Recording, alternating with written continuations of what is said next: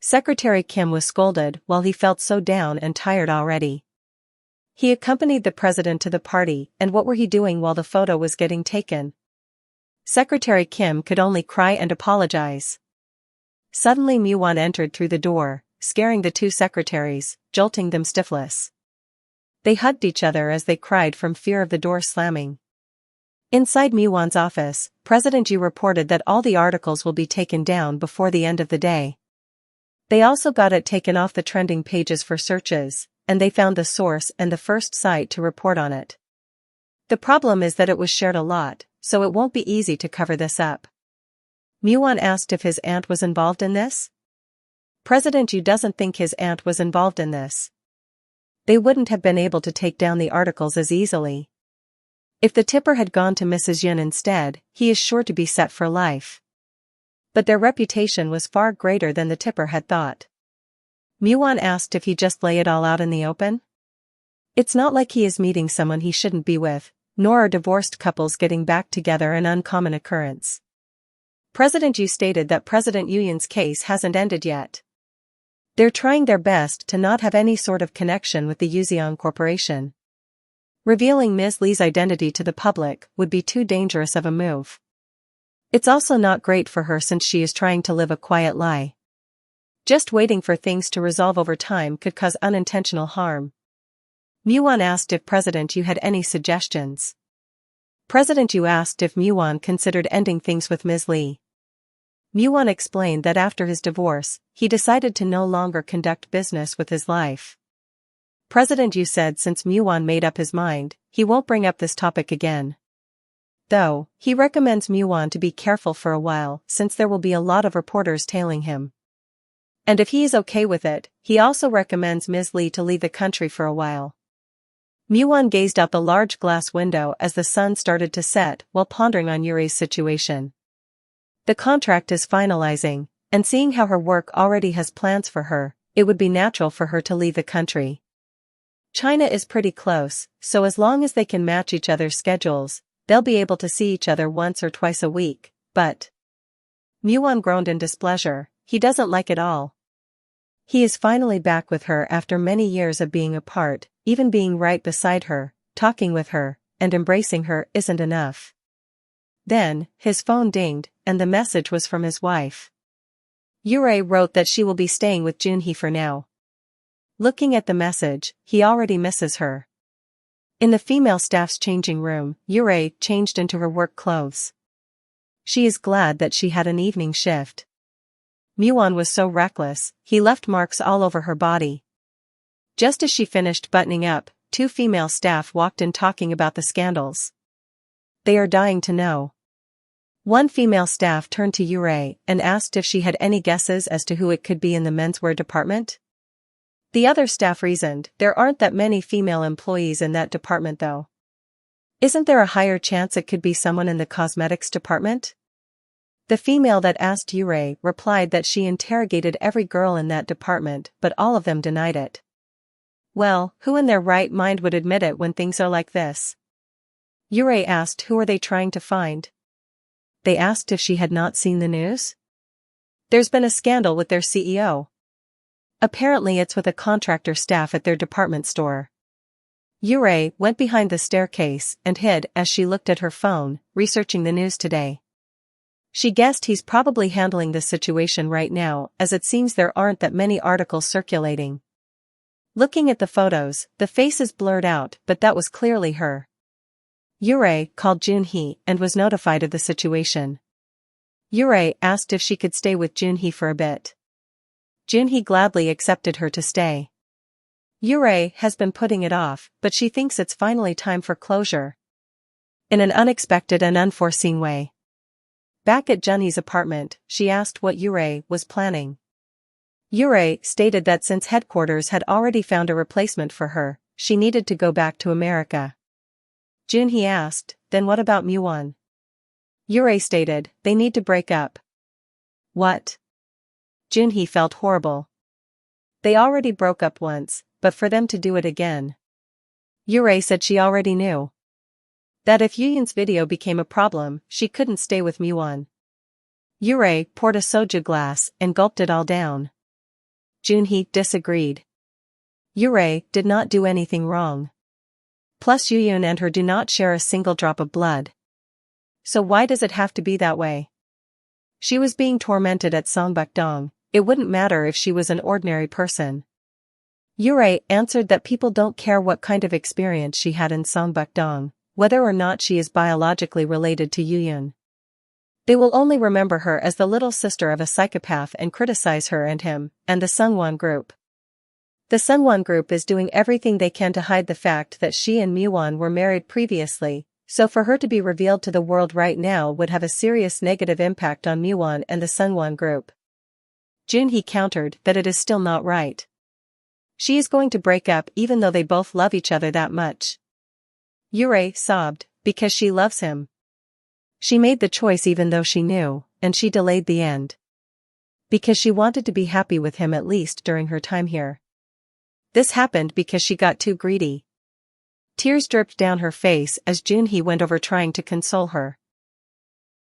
Yurei thought she dreamt of Miwon, but wasn't too sure. She got up and Junhee was in the kitchen making breakfast. Junhee was surprised she was up early as she drank a lot last night. Yurei said her eyes just opened, but she noticed the food on the table and asked what it was. Junhee replied cheerfully that it's hangover soup made with abalone. Her husband ordered his secretary to drop it off earlier so that she can have it for breakfast. Thanks to Yuri, Junhee get to enjoy a nice meal too. While eating, Yurei asked if Miwon came by last night. Junhee answered truthfully that he did. He came and left a little bit after he put her to bed. Yurei asked if she said anything weird to Miwon. Junhee asked Yurei how she would know. Did Yurei say something she wasn't supposed to? Why doesn't she ask Miwon? Yurei felt like she said something to him, but cannot remember. While washing the dishes, Junhee showed Yurei the phone. Someone wrote an article that the person Miwon was seeing was his ex-wife. In the news channel, several news panelists discussed among themselves regarding the drama. My Wife Has Returned, the hit drama of the latter half of last year, has become a reality. The drama has made its way into real life. The lady of the group brought up the relationship between Yurei and Yuyun, who is currently under investigation, that they have different mothers, thus, the reason why Yurei never appeared at any of the official events. The Star Road incident was known to be the cause of their divorce. The news panelists chatted on and on about Yurei and Miwon, past incidents, and suspected reasons for divorce. Miwon watched the news until the doorbell buzzed.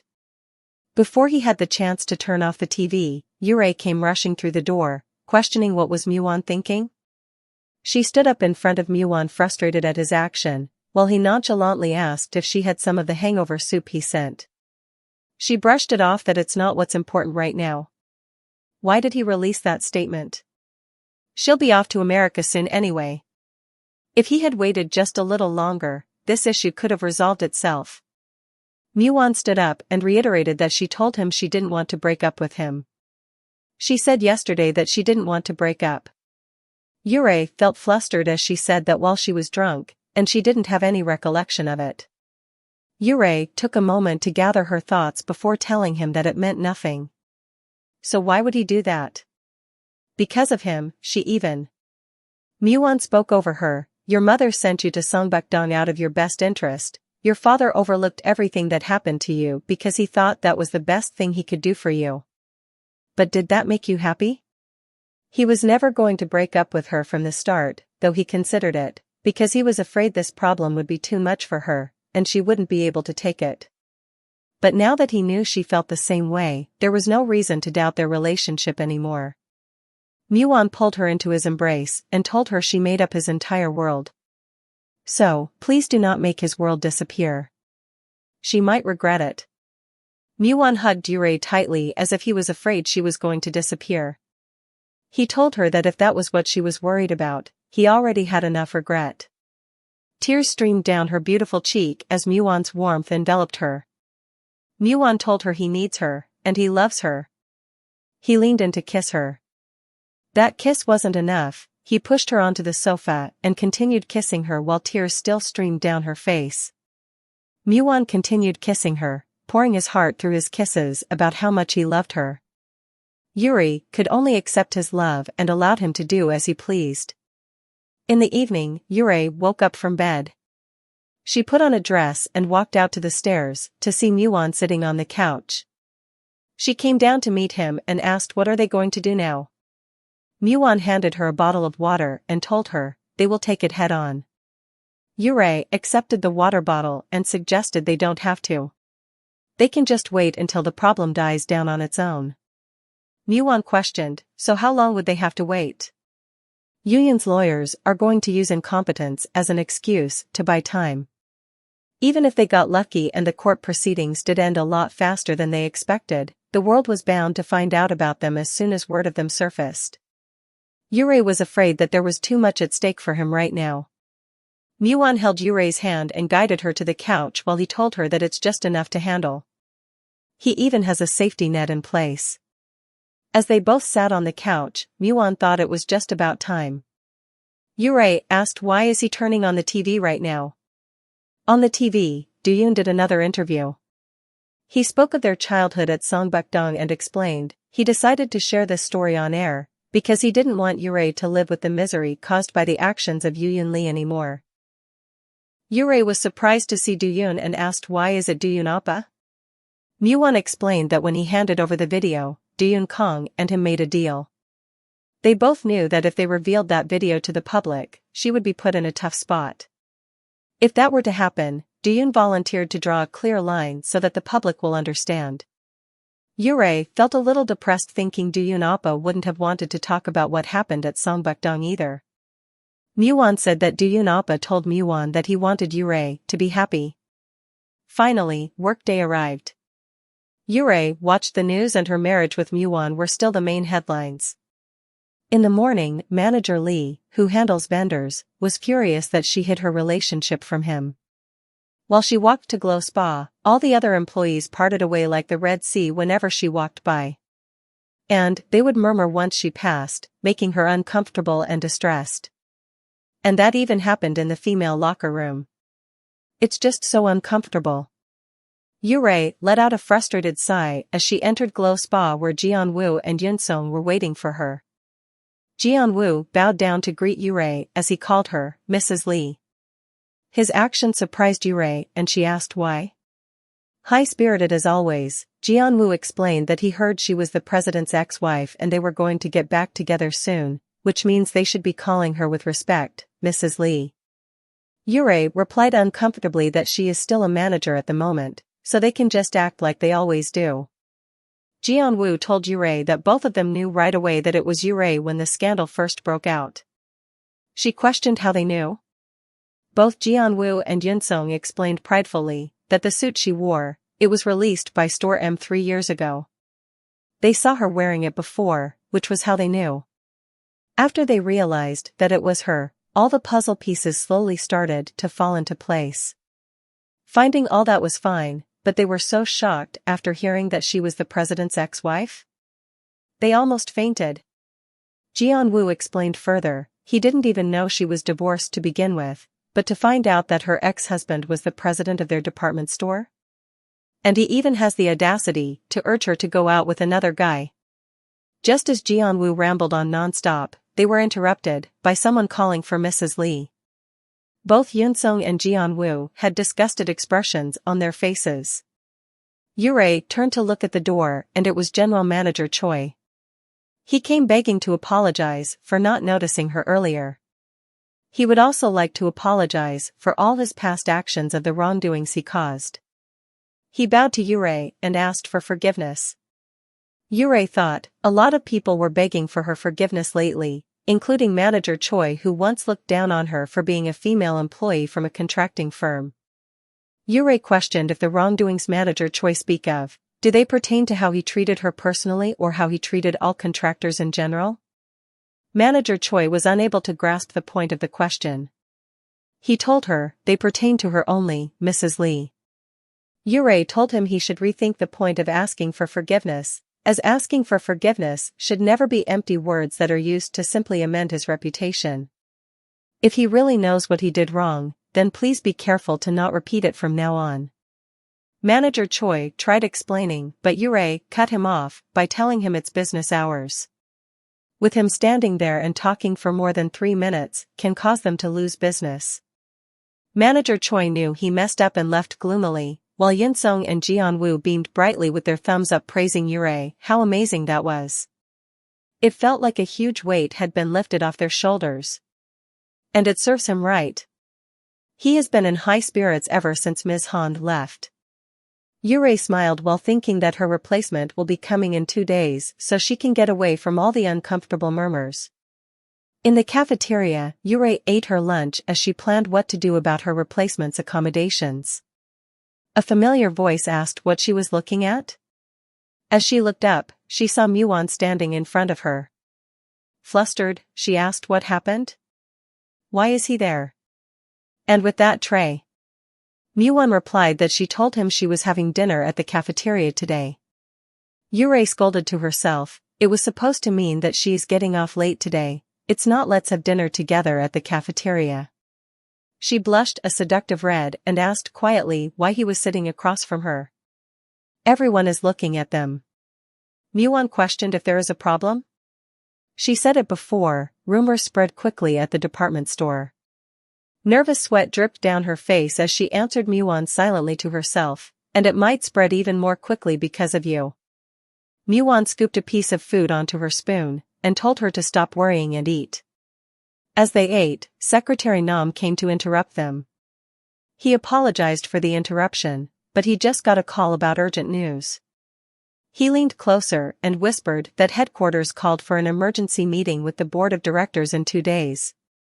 They want to re-evaluate his position as president of the company. Muon had been in his study ever since they got off work. Yurei stood outside the door peeking in, wondering if she should go in or not. She decided to knock on the door. Muon asked what she wanted. Yurei asked if he would like some tea or fruit. Muon told her he didn't want any, and she doesn't have to mind him.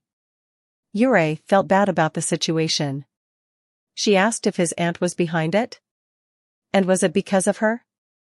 Muon explained that his aunt has been thinking of taking back the department store and has been eyeing it for a while now. She just took this as an opportunity. He has been expecting this to happen someday. Yurei asked if both of them have to go this far. It's been ages since their relationship went south.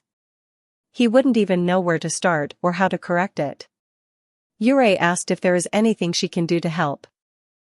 Muon smiled and told her there is. Her interest perked and she asked what is it.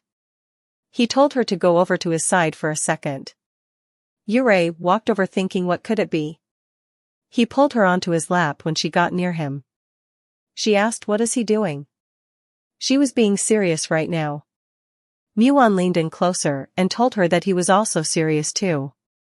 She just doesn't realize how sexy she is to him when she looks at him with those eyes and speaks to him in that tone. Yurei blushed and turned her head slightly as she muttered she did not know.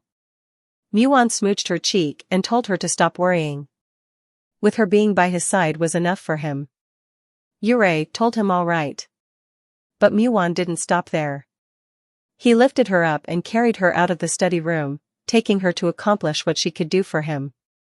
Yurei said that wasn't fair. He told her she cannot go back on her words. Yurei could only shout his name helplessly. The next day, Yurei fixed the tie for Muon. While she adjusted his tie, he told her he'll go to the department store to meet with a few reporters and then head to the headquarters. It sounded like he'll be busy today, she commented. Muon turned around and secretly readjusted his tie as he told her he's fine, so she does not need to worry. The nervous Yurei asked if there was something wrong with the tie. He turned around with a smile and said, nope, he liked it. She never did this before.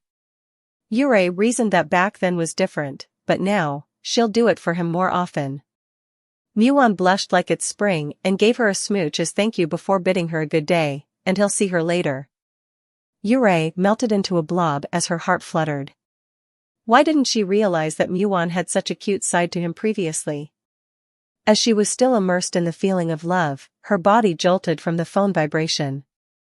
She took out the phone and it was Duyun Appa that called. He asked how she was doing. She told him she was doing great, and what about him? He told her he's fine, and if she has time today? If so, can they meet up? Yurei told him she has time and that she has been meaning to meet up with him and thank him in person. Muon went to the department store and met with his team, then headed to the office. In the car, he analyzed that something doesn't feel right. His father and him may not have the best relationship, but why hasn't he said anything yet?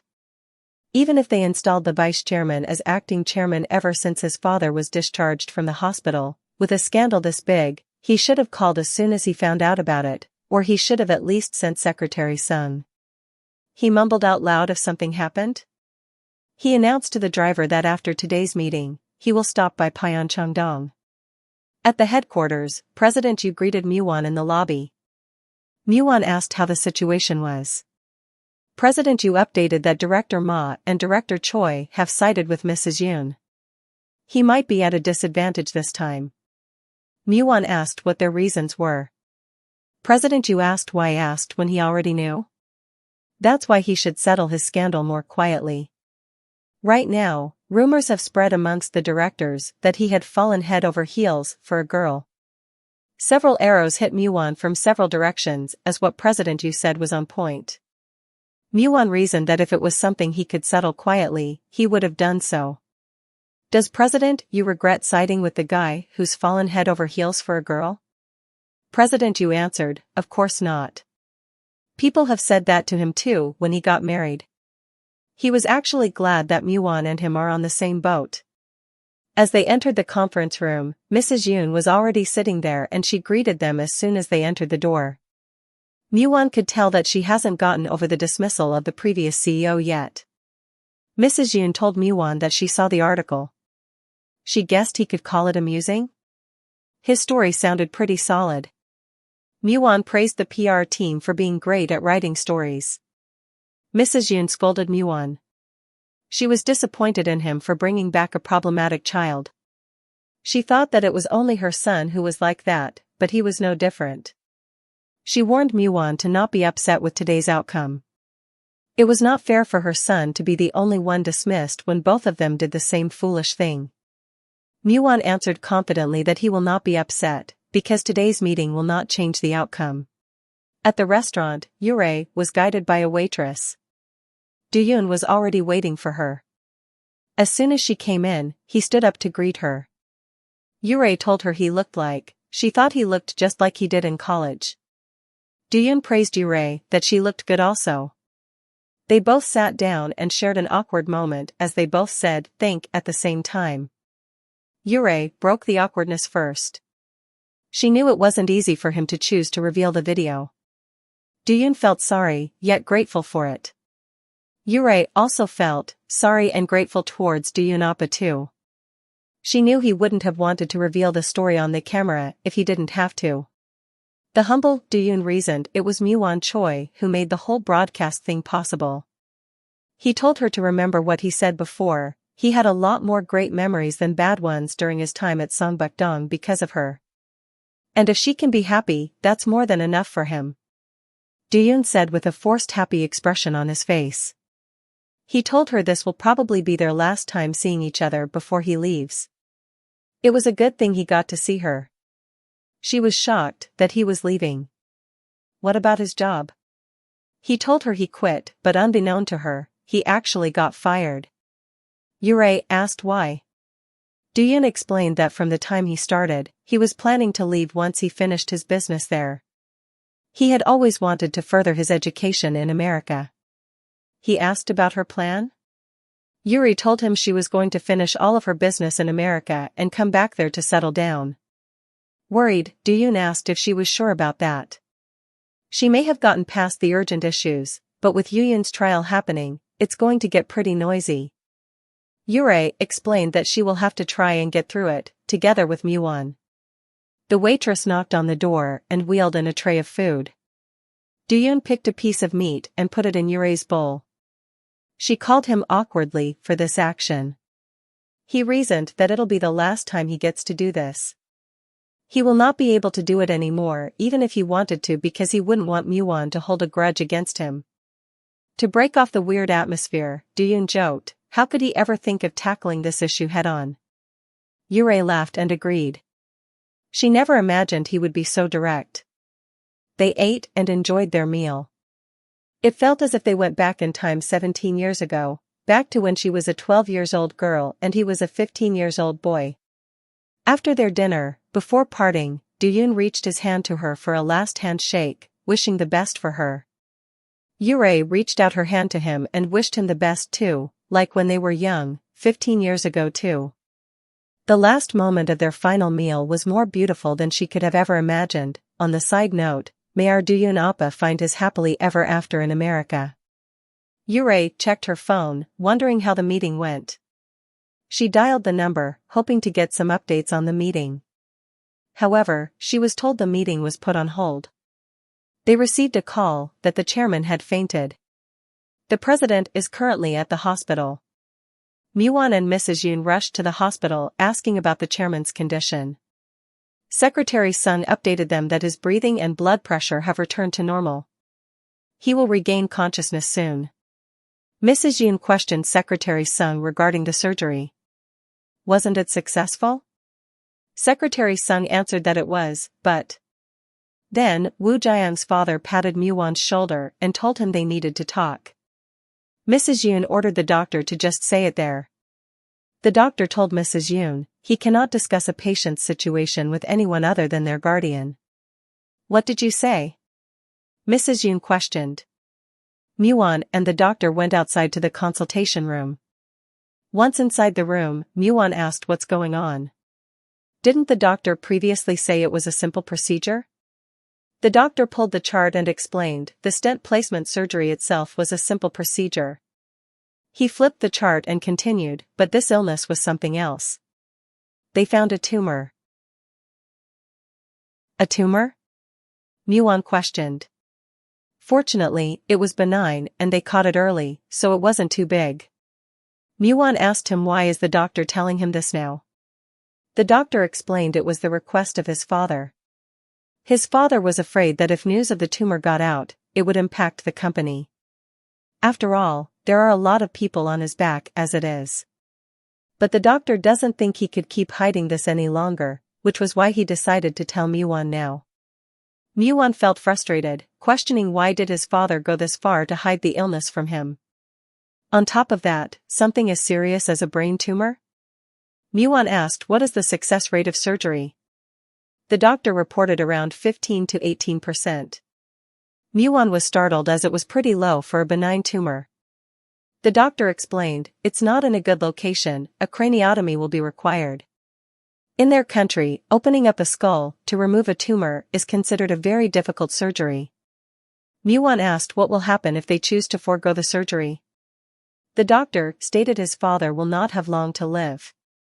A lot of patients choose to forego the surgery because they would rather spend that time living their lives to the fullest. As a doctor and a friend to his father, he cannot decide anything concerning this matter. He asked Muon to tell him the decision after Muon discussed it with his father. Back in the patient room, Muon questioned whether Secretary Sung knew of the tumor. Secretary apologized nervously and said yes, she knew. He scolded why she didn't say anything to him. Secretary Sung explained that they didn't know his condition would deteriorate this fast. On top of that, the company wasn't doing well internally and externally due to the problem with China. She thought it was best for the chairman's condition to be kept a secret. But still, as his son, shouldn't have at least known about it? Muon clenched his hand thinking he couldn't visit his father since he started seeing Yurei again. He hoped for his father to live a good life with Secretary Sung, just like he did with Yurei.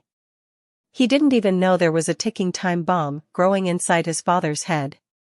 Muon asked Secretary Sung, now at this point, she is asking him to decide whether his father should be terminally ill or undergo an invasive surgery? Since she made all the decisions concerning his father up until now, she can decide the outcome of this matter herself too. Muon turned around and left, while Secretary Sung begged him to stay until the chairman regained consciousness. Muon didn't stop, but slammed the door shut. Yurei was at home having dinner, but she kept looking at her phone for news of the chairman's condition, but there were no articles about it published. She looked at the food she had ready for them both to enjoy and thought she should put them in the fridge. After putting everything away in the fridge, she went to the bedroom and looked at the calendar. Tomorrow is the last day of the contract. Since she met all the requirements stated in the contract, her work there in Korea is all done. Glimpses of the past 3 months popped in her mind. Those are the ones in these past 3 months that she will never forget. Her thoughts were soon interrupted by the buzzing phone. Yurei wondered if it was a reporter. It's a number she had never seen before, but it did look kind of familiar too. She picked up the phone. The other person asked if she was Yurei Lee, to which she said yes. Secretary Sung wasn't sure if Yurei remembered her, but Yurei remembered who she was. Secretary Sung asked if Muwon was with her. She hadn't seen Muwon. She had thought he was at the hospital right now? Secretary Sung said he left a while ago. His phone was off, and according to Secretary Kim, he drove off in his car alone. Yurei asked if something happened at the hospital. Secretary Sung stated that he angrily stormed out of the hospital after hearing of the chairman's condition. Yurei had come to realize something about Muwon, that when he turned his back on you, it's not because he was mad, but because he was hurt. Yurei suggested he could be at Woojiang. Secretary Sung said she checked and he wasn't there either. Yurei thought if he wasn't at Woojiang, then there might be one place he could be. She asked Secretary Sung if she had the key to Hanam-dong. Sometimes later, Secretary Kim dropped Yurei off at Hanam-dong. She thanked him for dropping her off. Secretary Kim wasn't sure if he'll be there either. Yuri told him she'll go in and see first. As she entered the house, she could hear punching, like someone was punching something. When she approached the door, she saw Muwon punching the punch bag while his knuckles bleed and blood dripped on the floor. Yurei was shocked to see this image. He was so focused on his pain that he didn't notice she was standing in the middle of the door until she called out to him. Yurei? He called out in surprise to see her standing at the door. She asked if he hurt his hand. Muwon told her it wasn't anything big. Just a small scratch. She caressed his injured hand and scolded, how could he hit the punching bag until his hands became like this? Muwon gulped his saliva, feeling nervous of Yurei's wrath. In the living room, Yurei searched for the first aid kit. Once she found it, she took it out and asked to see his hand. He gave her his hand obediently. While she bandaged his hand, he asked what made her decide to go there. She received a call from Secretary Sung. She asked if he could tell her what happened at the hospital. Muwon bit his lips and told her that his father has a brain tumor. He needed surgery, but the success rate was below 20%. If he forgoes surgery, he won't have long to live. They wanted him to make a decision after discussing it with his father, to which he thought it was pretty funny. His father never discussed anything with him before making a decision. On top of that, his father hid his illness from Muwon. Muwon didn't even know what state he was actually in and was so occupied dating Yurei. But now, they're asking him to talk it over with his father and come to a decision about how long he has to live. What greater farce can there be than this? Yurei told Muwon, still, she envied him. He gets a chance to make a decision.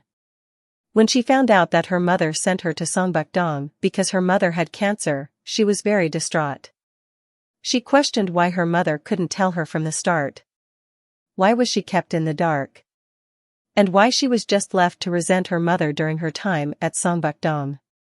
If her mother had told her from the very start, if she was given a choice.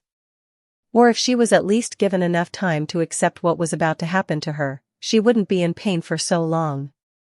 She understood there is nothing that can compare to the sadness and pain that one has to endure when put in this kind of situation, and she doesn't have the right to say what he currently felt, but he was given a choice, a chance to look into his father's eyes, hold hands, and talk things out with him. She hoped that he wouldn't let it go to waste. Muwon sat in the bathtub, pondering on the words of wisdom Yurei imparted onto him earlier, regarding his father, that chance he was given. His thought was interrupted by the knock on the door. Yurei came in with a robe. Muon smiled and invited her to join him in the bath.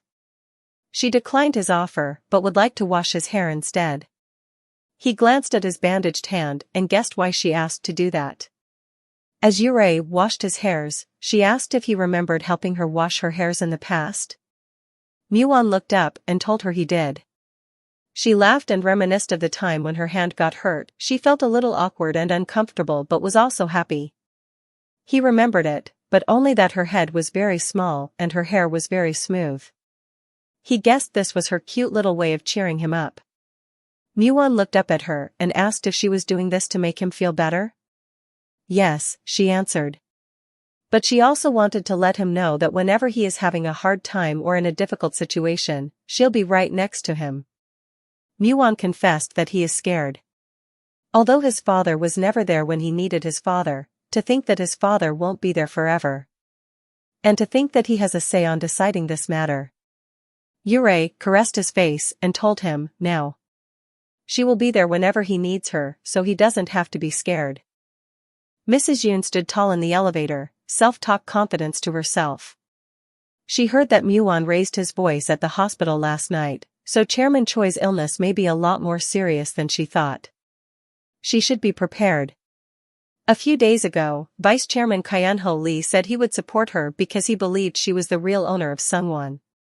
It's a desire she held on to for her son for 20 long years ever since her husband passed away. Her son may not be there right now, but that won't change anything.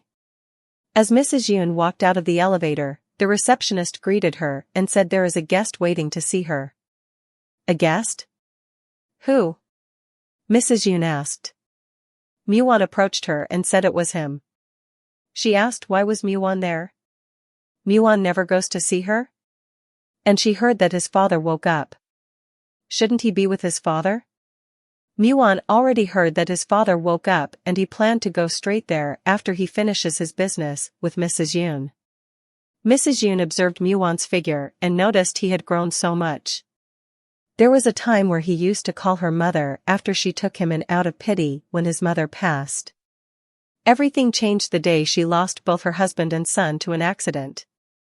Her desire to reclaim her husband's position had become an obsession she harbored for her son.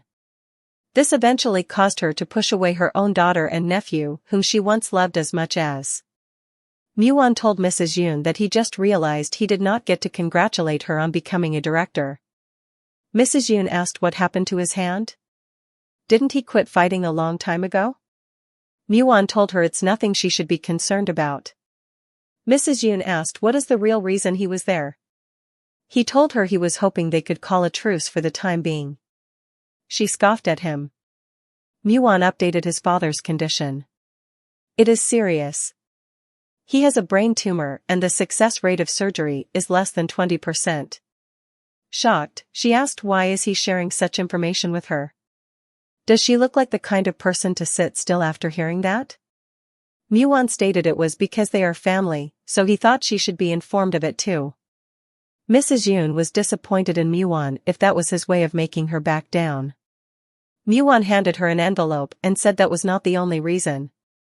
He was going to give it to her during the meeting with the board of directors originally, but he missed the chance. Mrs. Yoon looked at the report and her expression turned ugly. She scolded Vice Chairman Lee, that conniving old man. Muon questioned if she meant that the vice chairman used a fake name to picket all of these Sungwon-affiliated shares. There was one more thing. Muon took out a phone recording and played it to Muon. It was a recording of Vice Chairman Lee stating his full support for Muon. Mrs. Yoon broiled in anger. It wasn't enough that Vice Chairman Lee secretly pocketed the shares, but he was also two-timing? Muon reported that he had his suspicions on Vice Chairman Lee, so he kept his eye on him. Looked like he had been meeting with her as well. With that, Muon told her he will hand back the Sungwon department to her while he focuses on the headquarters during his father's time off. Muon thought it's better to keep the fight within the family, rather than putting the company in the hands of someone like Vice Chairman Lee. Once he gets to headquarters, he will return all the shares that Vice Chairman Lee pocketed to normal. Mrs. Yoon reluctantly agreed but asked what was the condition for doing all that. Muon stated, later on, when his wife returns, please don't make things hard for her. Huh? Mrs. Yoon was dumbfounded. She was expecting something much more than that. After he left, he called Yurei for an update with her work at the department store. She told him she introduced the new supervisor to the other employees, and they had a better reaction than she expected. She is currently at the hospital now. Does he know his father is awake? Muon told her that Secretary Sung informed him earlier. Yurei stood at the top of a cement stair while on the phone. She stated that his father read all the articles about them. She almost died from embarrassment. Is he going there right now?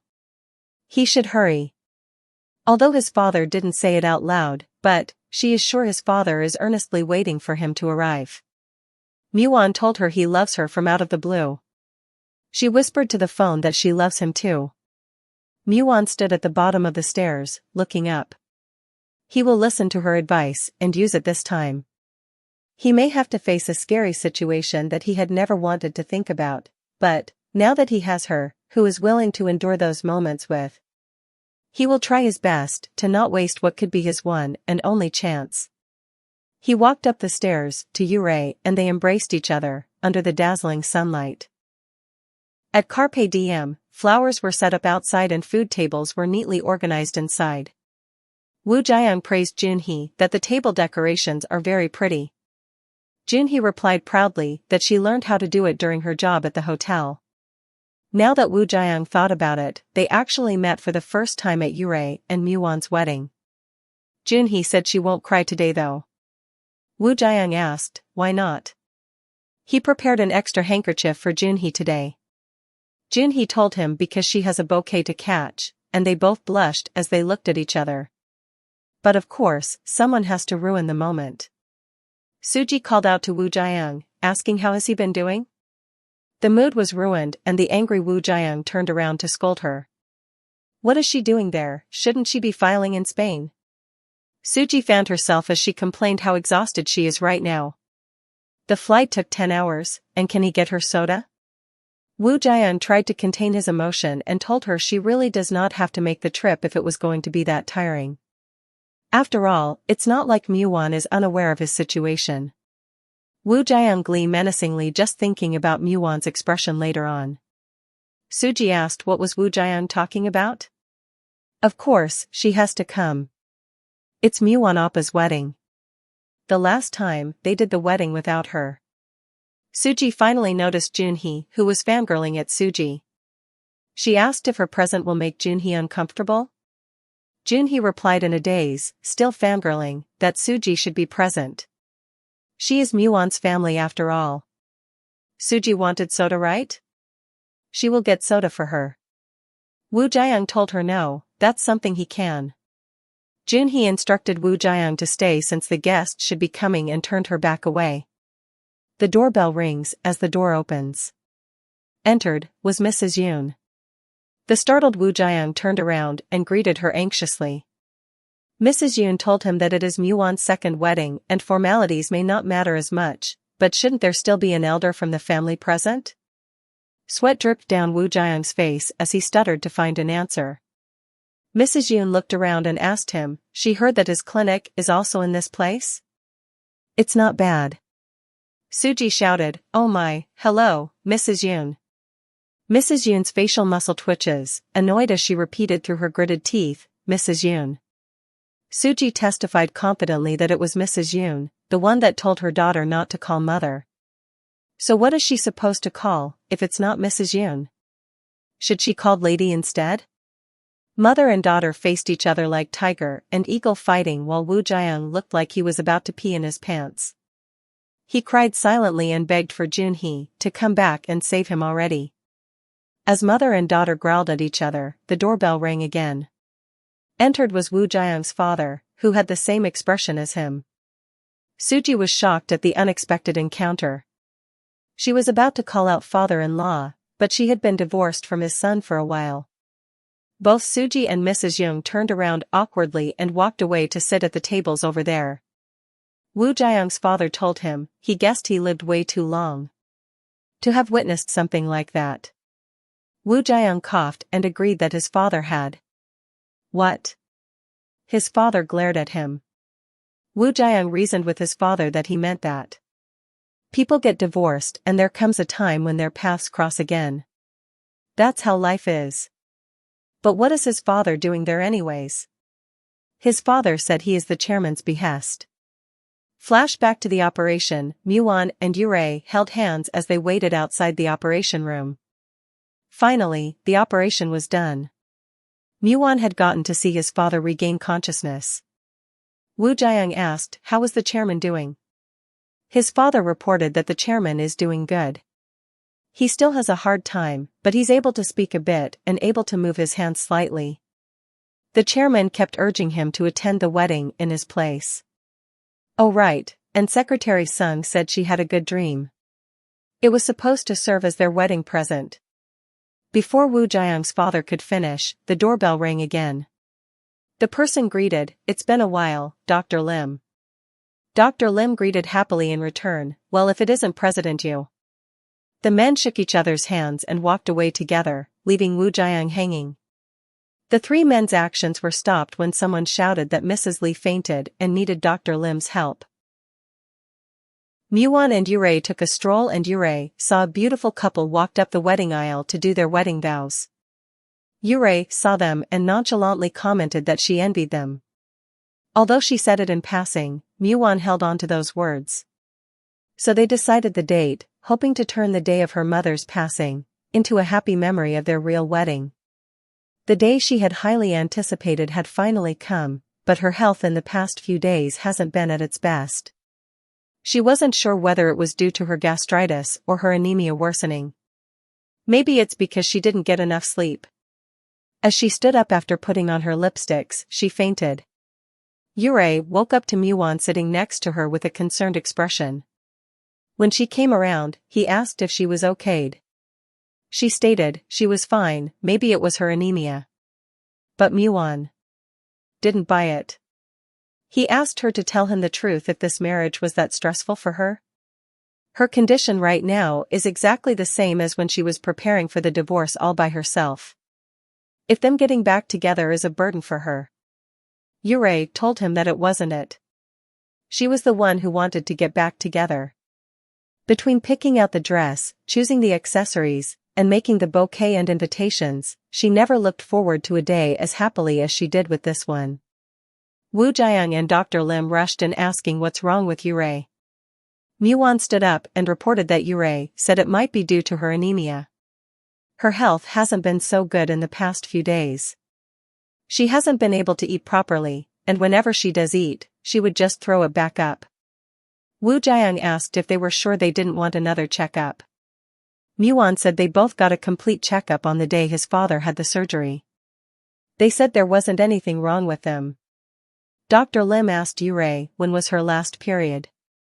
Yurei blushed and questioned if there was even a particular moment between Manwha and her that comes to mind. Then she gasped.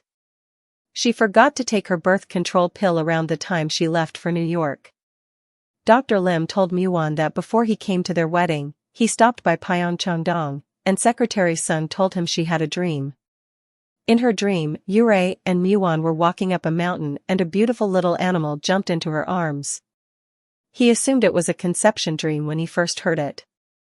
Dr. Lim turned to Manwha with a happy expression that they will know for sure once they do some tests. As to him, it seemed like Yurei is pregnant. Manwha asked if Dr. Lim was sure. They had been through the same situation before, but it turned out that wasn't the case. In the counseling room, there's a pregnancy test kit inside the medicine cabinet. Yurei remembered for a long time, as soon as they got married, Manwha had said that he didn't want any children. Does he still feel the same way? Yurei came out of the bathroom with the pregnancy test stick and the result was positive.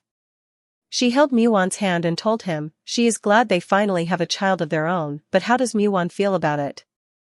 Manwha cannot say exactly the same. For him, it's honestly kind of hard to accept the child's presence as a good thing. She asked was his mother the reason why? Manwha answered, his mother died because of him. She told him it wasn't because of him, it was because of her illness. He said before, He used to dismiss it as an illness, but after hearing that she is pregnant, he isn't sure what to think or do. What if she is also? Yurei told him not to think like that. Everything will be all right. She'll be better, and she knows that he will not let her go through all of this by herself. She trusted him, and she is sure their child does too. Muon felt better. He will make sure everything is okay, especially for Yurei and their child. They walked down the wedding aisle, both looking heavenly in their wedding clothes. They'll walk down this path together, the path called life, and the path to becoming a parent. That was the first thought that came to his mind in this miraculous moment. Getting off work, Muon still looked as dazzling as ever, walked out from the building entrance. He got into the car where Secretary Kim was waiting to drive him. He asked Secretary Kim was his wife pregnant with their second child. Secretary Kim replied happily, yes, it happened somehow. Come to think of it, does Muon not have any news on a second child yet? He thought Muon would have one faster than him. After all, him and Mrs. Lee has great chemistry. Muon stated he has no plans on having a second child. Secretary Kim asked why not? Both of them are still young, and shouldn't Muon have a successor to his company? Myun stated that the eldest son has twin boys, so is there really a need for him to worry about preparing a successor to the company? In fact, Mrs. Yun has become a lot busier lately, flying out to Switzerland every 2 months just to see her 2 grandsons.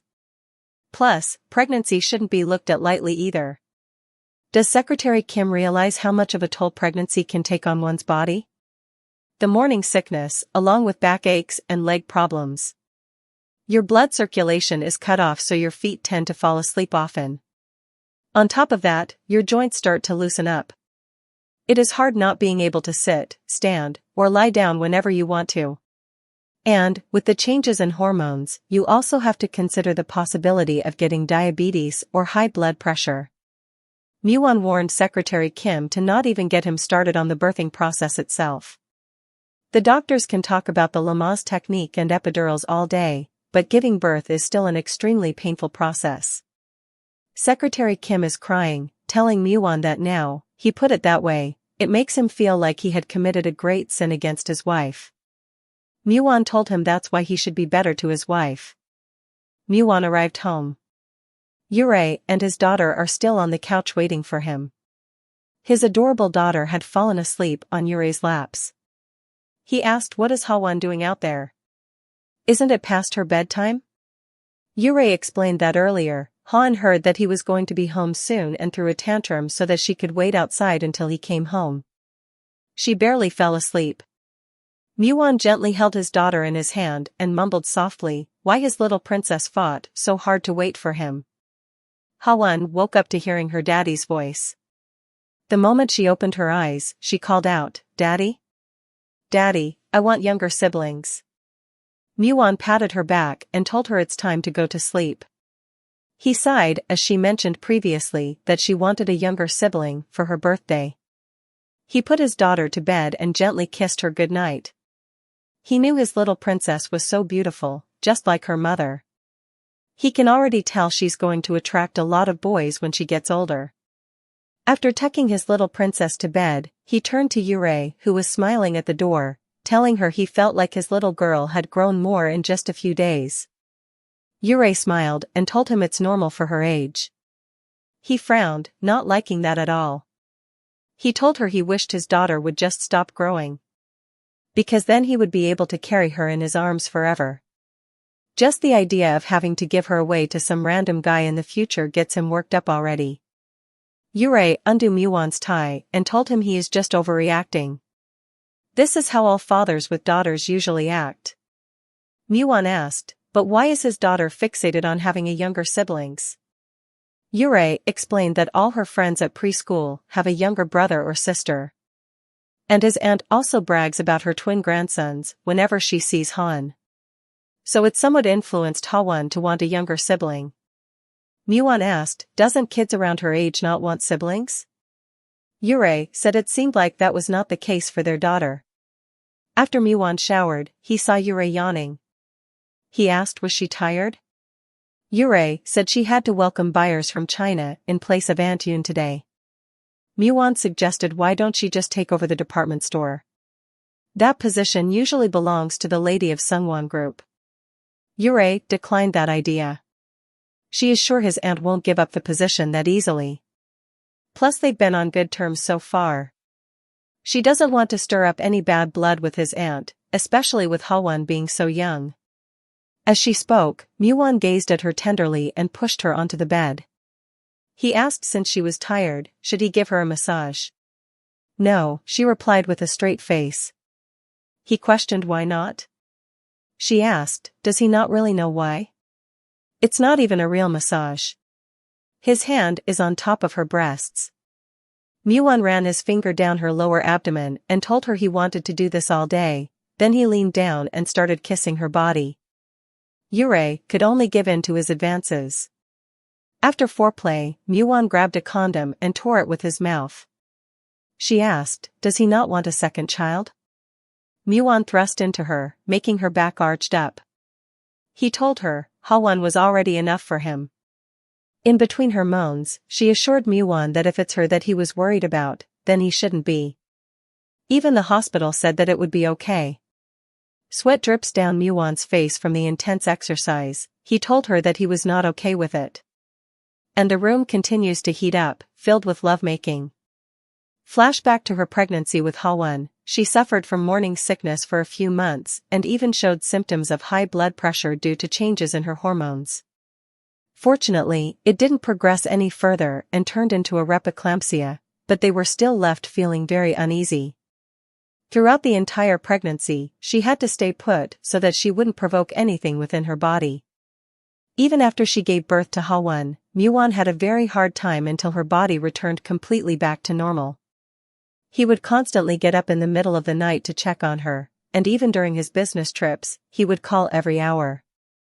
They had a babysitter move in with them to take care of Hwon, but Muon was really the one who stayed up all night with Hwon until she fell asleep. As someone who's seen him go through such hardship, she couldn't bring herself to voice her desire for another child. After Muon had fallen asleep from the lovemaking, Yurei got up to the bathroom and found that she tested positive for pregnancy. She was not sure what to do. Junhee is pregnant with her first child. She stopped by with lots of gifts for Hwon.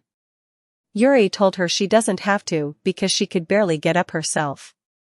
But as her aunt, Junhee put it upon herself to bring Hwon birthday presents. Junhee told Yurei was right as she's gotten heavier. She thinks she gained like 18 pounds. As she was talking, she paused as she felt the little Bayal kicking her. Maybe because he's a boy, but he's so full of energy. She gets surprised whenever he moves. For Yurei, Hwon was calmed when she was pregnant with Han. Now that Junhee was pregnant, she finally understood the pain Yurei went through, but it's a blessing Junhee doesn't have morning sickness. Yurei asked if Junhee planned on having lunch with her. And what does Junhee want to eat? Junhee answered spicy rice cakes. Delicious food was served on the table. Yurei questioned if it was okay for Junhee to be eating spicy food. Junhee told Yurei that the doctor said it was okay as long as it's not too spicy. Junhee asked why Yurei looked so tired. Don't tell her that Yurei and Muon are still in their honeymoon phase. Yurei said it was not that. It was Hwon. She threw a tantrum this morning, saying that she didn't want to go to preschool. Yurei barely was able to calm her down before Hwon went to school. Junhee was surprised as Hwon had never done that before. Why did she suddenly throw a tantrum all of a sudden? Yurei sighed and said Hwon had been wanting to have a younger sibling and Muon explained to her why pregnancy wasn't a good thing. In a very detailed and clear manner at that. Han started bawling when Muon said Yurei could die as a result of it. Eh? He really said that to a little child? Junhee questioned. Sounds like Muon went a little too far. Hwon must have been so surprised. But on one hand, it made Yurei understand how hard it was on him. The pregnancy was hard on Yurei, but it was harder on Muon. Yurei and Junhee chattered as they ate, until the housemaid announced that Miss Hwon is here to visit. Yurei then whispered to Junhee if she was okay, Is she uncomfortable? Junhee asked if Yuri meant if she is uncomfortable seeing her husband's ex-wife? Or if she's uncomfortable being her husband's ex-wife's sister-in-law. Haiwan came in cheerfully and announced loudly to Hawon that her aunties are here, but there was no answer, so she asked Yuri where Han was. She really wanted to see Hawon. Junhee greeted Miss Haiwan. Haiwan returned the greeting and commented that Junhee's stomach has grown more. Junhee agreed as she is now 6 months into her pregnancy. Haiwan then asked how Woo Jiang Appa is doing while Yuri smiled and thought, this really was like Hollywood. Yuri asked Haiwan what was she doing over. She didn't say anything about coming over. Haiwan stated she came because she wanted to see Haiwan. Yuri teased if that was really it. Should she call Hyun's manager? Haiwan sighed and told the truth, that there was actually someone looking for her right now, but she didn't really want to see him. So, she thought, he wouldn't be able to find her at Yuri's. Yuri asked who, but Haiwan quickly changed the subject to the spicy rice cakes. It's been a while since she saw food that wasn't chicken breast. Yuri asked if Haiwan would like to join them if she hadn't eaten. It was a tough decision for Haiwan. She has a commercial to film in a few days. If she eats salty food right now, she'll get puffy. Yuri questioned, you? As someone of Haiwan's figure, couldn't possibly get puffy. Haiwan answered, yes, she's the only one in the family that gains weight easily, so she has to be careful at all times, but maybe she'll try just one. And she took a large bite of the rice cakes feeling like she's in heaven. Junhee and Yuri looked at her and were surprised by her expression. Junhee asked if Haiwan starved herself for a few days. Haiwan answered that she only eats half of a chicken breast with cabbage these days. It's been so long since she had proper food like this. Eating this kind of food makes her crave for some alcohol. Should they have some wine? Before the other two can reply, Haiwan already made her way to Manwha Appa's vintage wine collection. Yuri commented that Haiwan is acting a little weird today. Junhee pulled out the news on her phone and showed it to Yuri, stating it probably had something to do with the news. It was regarding dating rumors between actor Hyun-ji and actress Hyeon-jon. The rumors came about after they two uploaded similar pictures into their social media on the same day. And Hyun-ji has a history of actively promoting Hyeon-jon's debut drama Love Assistant on his social media. Then, Haiwan came back with 3 wine bottles cheerfully, ready to drink her sorrow away. Yuri asked if she was going to drink all of that. Haiwan replied she is just going to take a sip of each. Rest in peace to Manwha's vintage collection. Haiwan stated Junhee is pregnant so she cannot drink, but Yuri can drink. Yuri declined, she cannot drink because she has to take care of Haiwan after school. Haiwan thought that was too bad. She guessed she would have to drink alone. She proceeded to pour herself some wine. After some time, Haiwan was seen sleeping on the dining table, drunk. Junhee asked if they should call her manager, to which Yuri agreed. Shortly after, Hyun-ji appeared at the door instead of the manager. He stated that he received a call from Haiwan's manager that she was there. And Haiwan told him that Yuri was Haiwan's older brother's wife, right? Yuri said that was correct, but Miss Haiwan was asleep. Did he come specifically to pick her up? Hyun-ji answered, yes.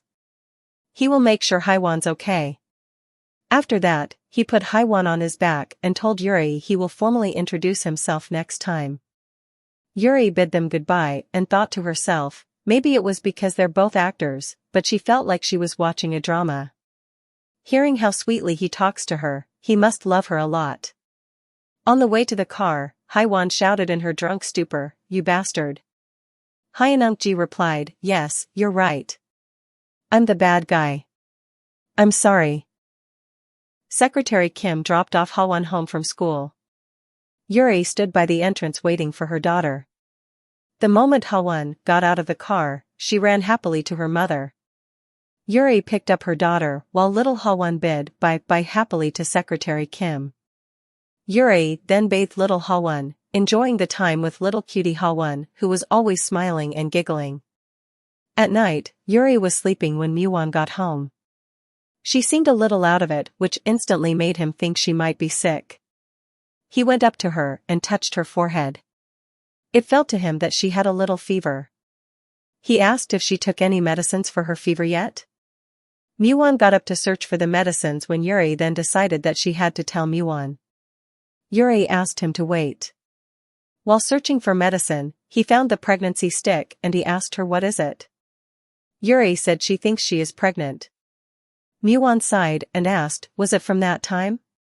A flashback to them bathing together and doing it in the bathtub.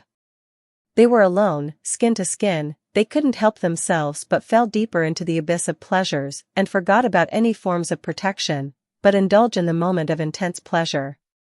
Their lips are unable to part for each other, as their bodies move in rhythms while the water splashes in all directions. Muon asked if she had gone to the hospital yet. She told him not yet, but she hasn't had her period yet and it feels the same when she was pregnant with Hawon. Muon sighed not because he didn't want another child but because he hated to see Yuri suffer. He told her they can go to the hospital together. Muon felt a little disappointed with that sigh. She thought it would at least be like when she had Hawon. This seems worse. Muon told Yuri that he is going to step out for a bit and she should go to sleep first. After Muon left, Yuri felt a little upset. She caressed her belly and told her baby that his father just isn't ready for him yet. Just then she heard Hawon screaming for mommy repeatedly. And she rushed over to Hawon's bedroom to see Hawon bawling her eyes out. She asked what was wrong as she picked up her baby. Hawon sniffed as she attempted to tell Yuri that she had a scary dream. She dreamt that her mommy died in the dream. She don't need any siblings. Yuri asked why not? Didn't she say she really wanted one? Hawon told her mommy that she doesn't want her mommy to die. Yuri felt frustrated. Why did Muon have to say that to a little child? She then slowly explained to her daughter that mommy is not going to die. Hawon did not believe it. Even her teacher said having a baby hurts a lot. She clenched her small little hands and asked, Mommy, did it hurt a lot when you had me? Yuri said it did, but she was happy because she got to meet little Hawon. Little Hawon was confused, her mommy was happy despite the pain? Yuri confirmed firmly, yes, and she will be even happier if Hawon's siblings come too, because it'll be the 4 of them from now on. So why would mommy die? Mommy is going to live for a very long, long time. Yuri tucked Hawon back to bed and coaxed her daughter. Little Hawon asked if mommy could promise as she stuck out her pinky for a pinky promise. Yuri pinky promised her daughter that she promised. That's why Hawon has to show a lot of love to her siblings when they come. After putting Hawon back to sleep, Yuri went back to bed, staring at her phone, wondering where Muon had gone. While staring at her phone, an incoming call came through. It was Secretary Sung who called to congratulate Yuri on the pregnancy with the second child. The chairman was very happy to hear the news. Although Yuri didn't say much, but she knew that Miss Hawon was waiting for a younger sibling. Though she doesn't remember the president strictly saying that he didn't want another child. The president stopped by and told them the news. Yuri asked if Muon was still at Pyeongchang. Secretary Sung answered yes, he came to pick up that thing from the storage. She told Muon that she would have a driver drop it off early in the morning, but Muon said he needed it today. Yuri felt a sense of relief. Muon had her worries, but he went to Pyeongchang to pick up that thing. When Muon came back carrying that thing in his hand, he saw Yuri waiting for him. He was surprised to see her still up, she used to fall asleep so quickly when she first had Hawon. Yuri told him that she purposely waited for him to come home so she could talk with him. But more importantly, why did he bring that thing over? Muon explained that it's going to start soon, so they will need that thing. Yuri asked what he meant. He said her morning sickness. She only ate taiyaki when she had Hawon. Yuri finally felt that he wasn't avoiding her. She asked if he was okay. Muon asked what she meant. She said a second child. He had said he didn't want another child. He asked, was it because he was not jumping around like those husbands that appear in the dramas? Yuri said that is only one of the reasons, but he always said he didn't want a second child. Manwha removed the gloves and explained that it was because she would have a hard time. He saw what she went through during her pregnancy. While gently caressing her cheek, he told her, how can he bring himself to say he wanted another child after seeing all that? Yuri said wasn't it hard for him as well? Manwha told her to be honest, he cannot really put his feelings into words right now. He was still very scared that he might lose her because of this child. At first when he heard that she was pregnant, she couldn't help worrying. But now, he cannot even begin to express how happy he is feeling. Yuri felt relieved to hear him say that. She was worried that he might hate their child. Manwha spoke gently to her, and said how could he hate their child? He smooched her on the forehead and said, it's not a relief yet. They still have so many things that they need to overcome before they meet the little one growing inside of her. Then he told her he loves her, and thanked her for being by his side, and for gifting him another beautiful present. Several years earlier, Yuri was in the car with Mrs. Yoon. While on their way to their destination, Mrs. Yoon informed Yuri that a lot of refined women are going to be there today. She has work to get done back at the department store, so she'll leave after she introduces herself. Be sure to behave herself. She doesn't want them to talk behind their backs later. Yuri answered obediently like a person without feeling, just following order, yes, ma'am. Although in her mind, these women probably haven't even served a home-cooked meal to their husbands, to think that they're going to make kimchi today. When all the ladies arrived, they greeted each other. One of the ladies told Yuri she heard that Yuri was pretty good at golf. Did she take any lessons? Yuri answered, yes, she took lessons while she was in America. The lady replied she guessed their songbukdong madam deserves a round of applause after all. She took in a nobody and taught her everything there is to learn. At least the madam was nice enough to keep Yuri up to par. Giving credits to the madam who watched her son abuse Yuri.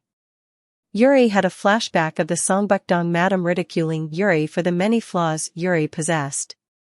So she should at least do enough for Yuri so that no outsiders could talk about Yuri's cheap root that will tarnish her, the songbukdong madam. To Yuri, it was true that the songbukdong madam educated her so that she wouldn't be ridiculed by others, but she did hear the madam say that over and over again that it practically formed blisters in Yuri's ears. Mrs. Yoon told Yuri that it was time for their ancestral rites. They didn't call her last year because she was just married into the family and there were other matters they needed to take care of. But this year is different and Yuri shouldn't ask Secretary Sung for help. She must prepare everything herself. Yuri wasn't sure why Mrs. Yoon asked her, who was the nephew's wife, to prepare the food for the ancestral rites. Mrs. Yoon asked if Yuri had been brushing up on her French. Yuri answered Mrs. Yoon that she is actually learning Chinese right now. She was told that Chinese would be more useful. Mrs. Yoon criticized Yuri that all of the other daughter-in-laws can speak French. How do Yuri plan to strike up a conversation with the other madams during their social gatherings? Yuri apologized and told Mrs. Yoon that she will do her best to learn it quickly.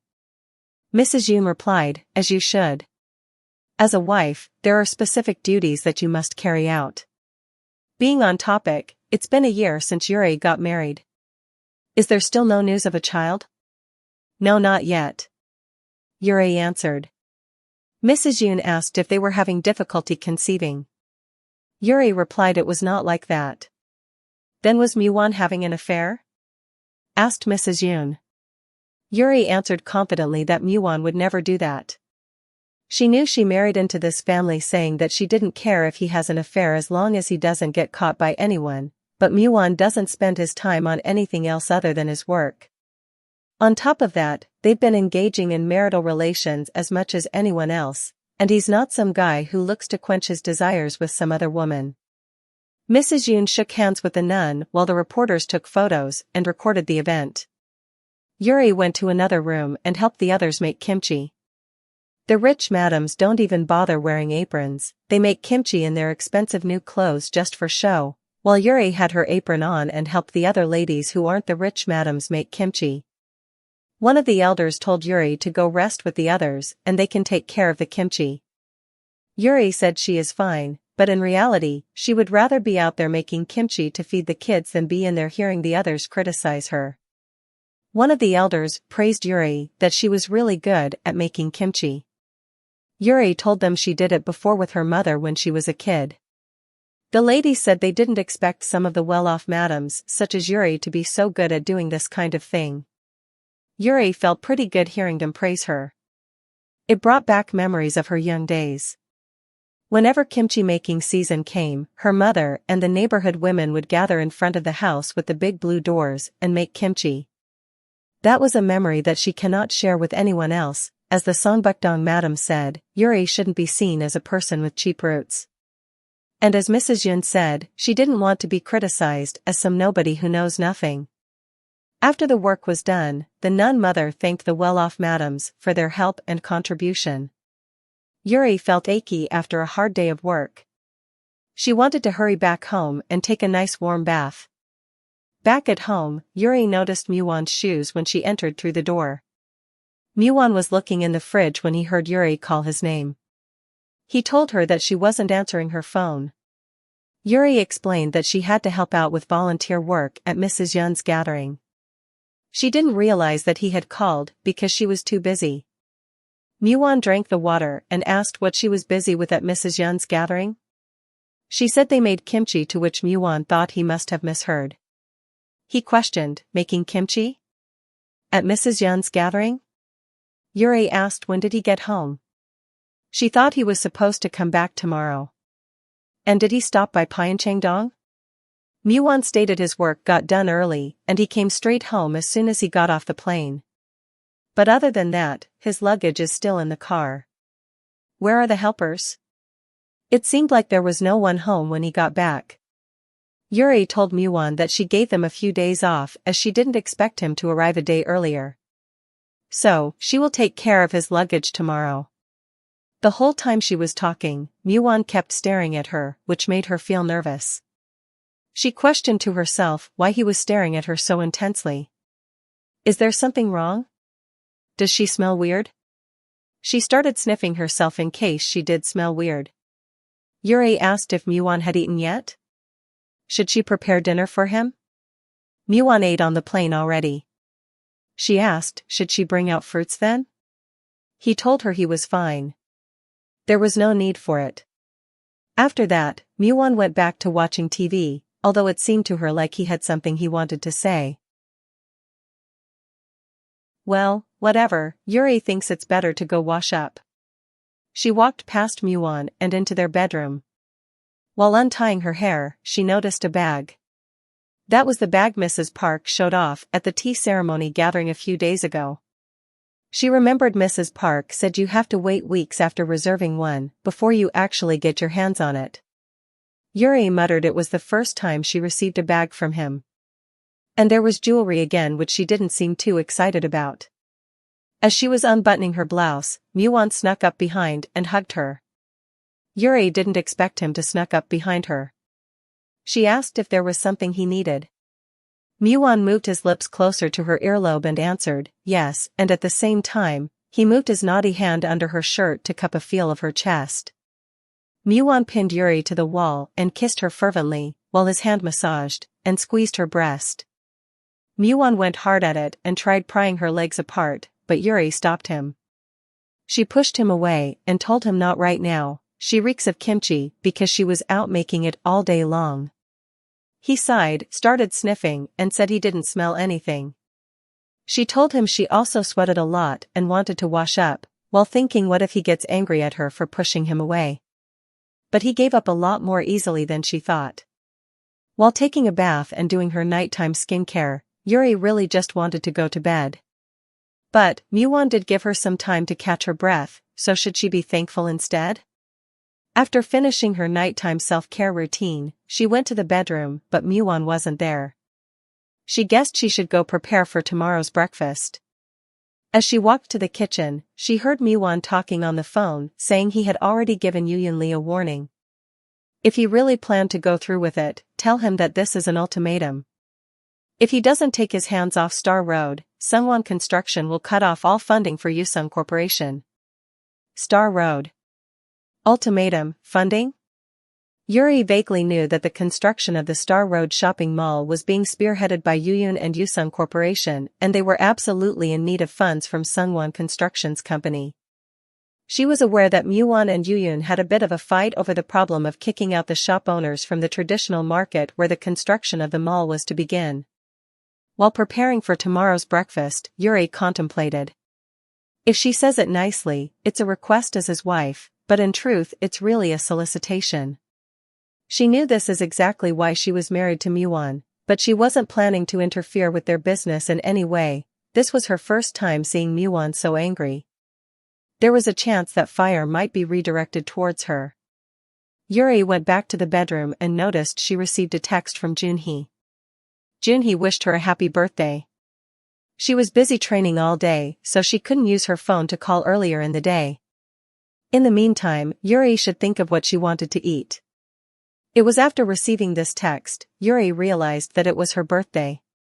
She had received fur and cash as a birthday present from Pyeongchang a few days ago. She didn't expect Yuyun or his mother to remember her birthday, but she thought her father would remember at least. Would her mother have remembered? Teardrops dripped onto the phone screen as she thought of her mother.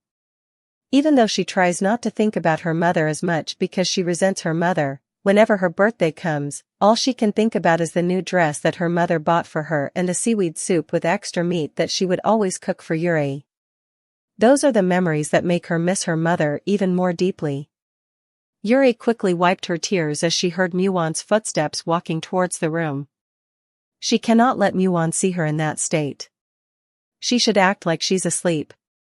She doesn't want to do anything today. She pretended to sleep while Muwon patted her.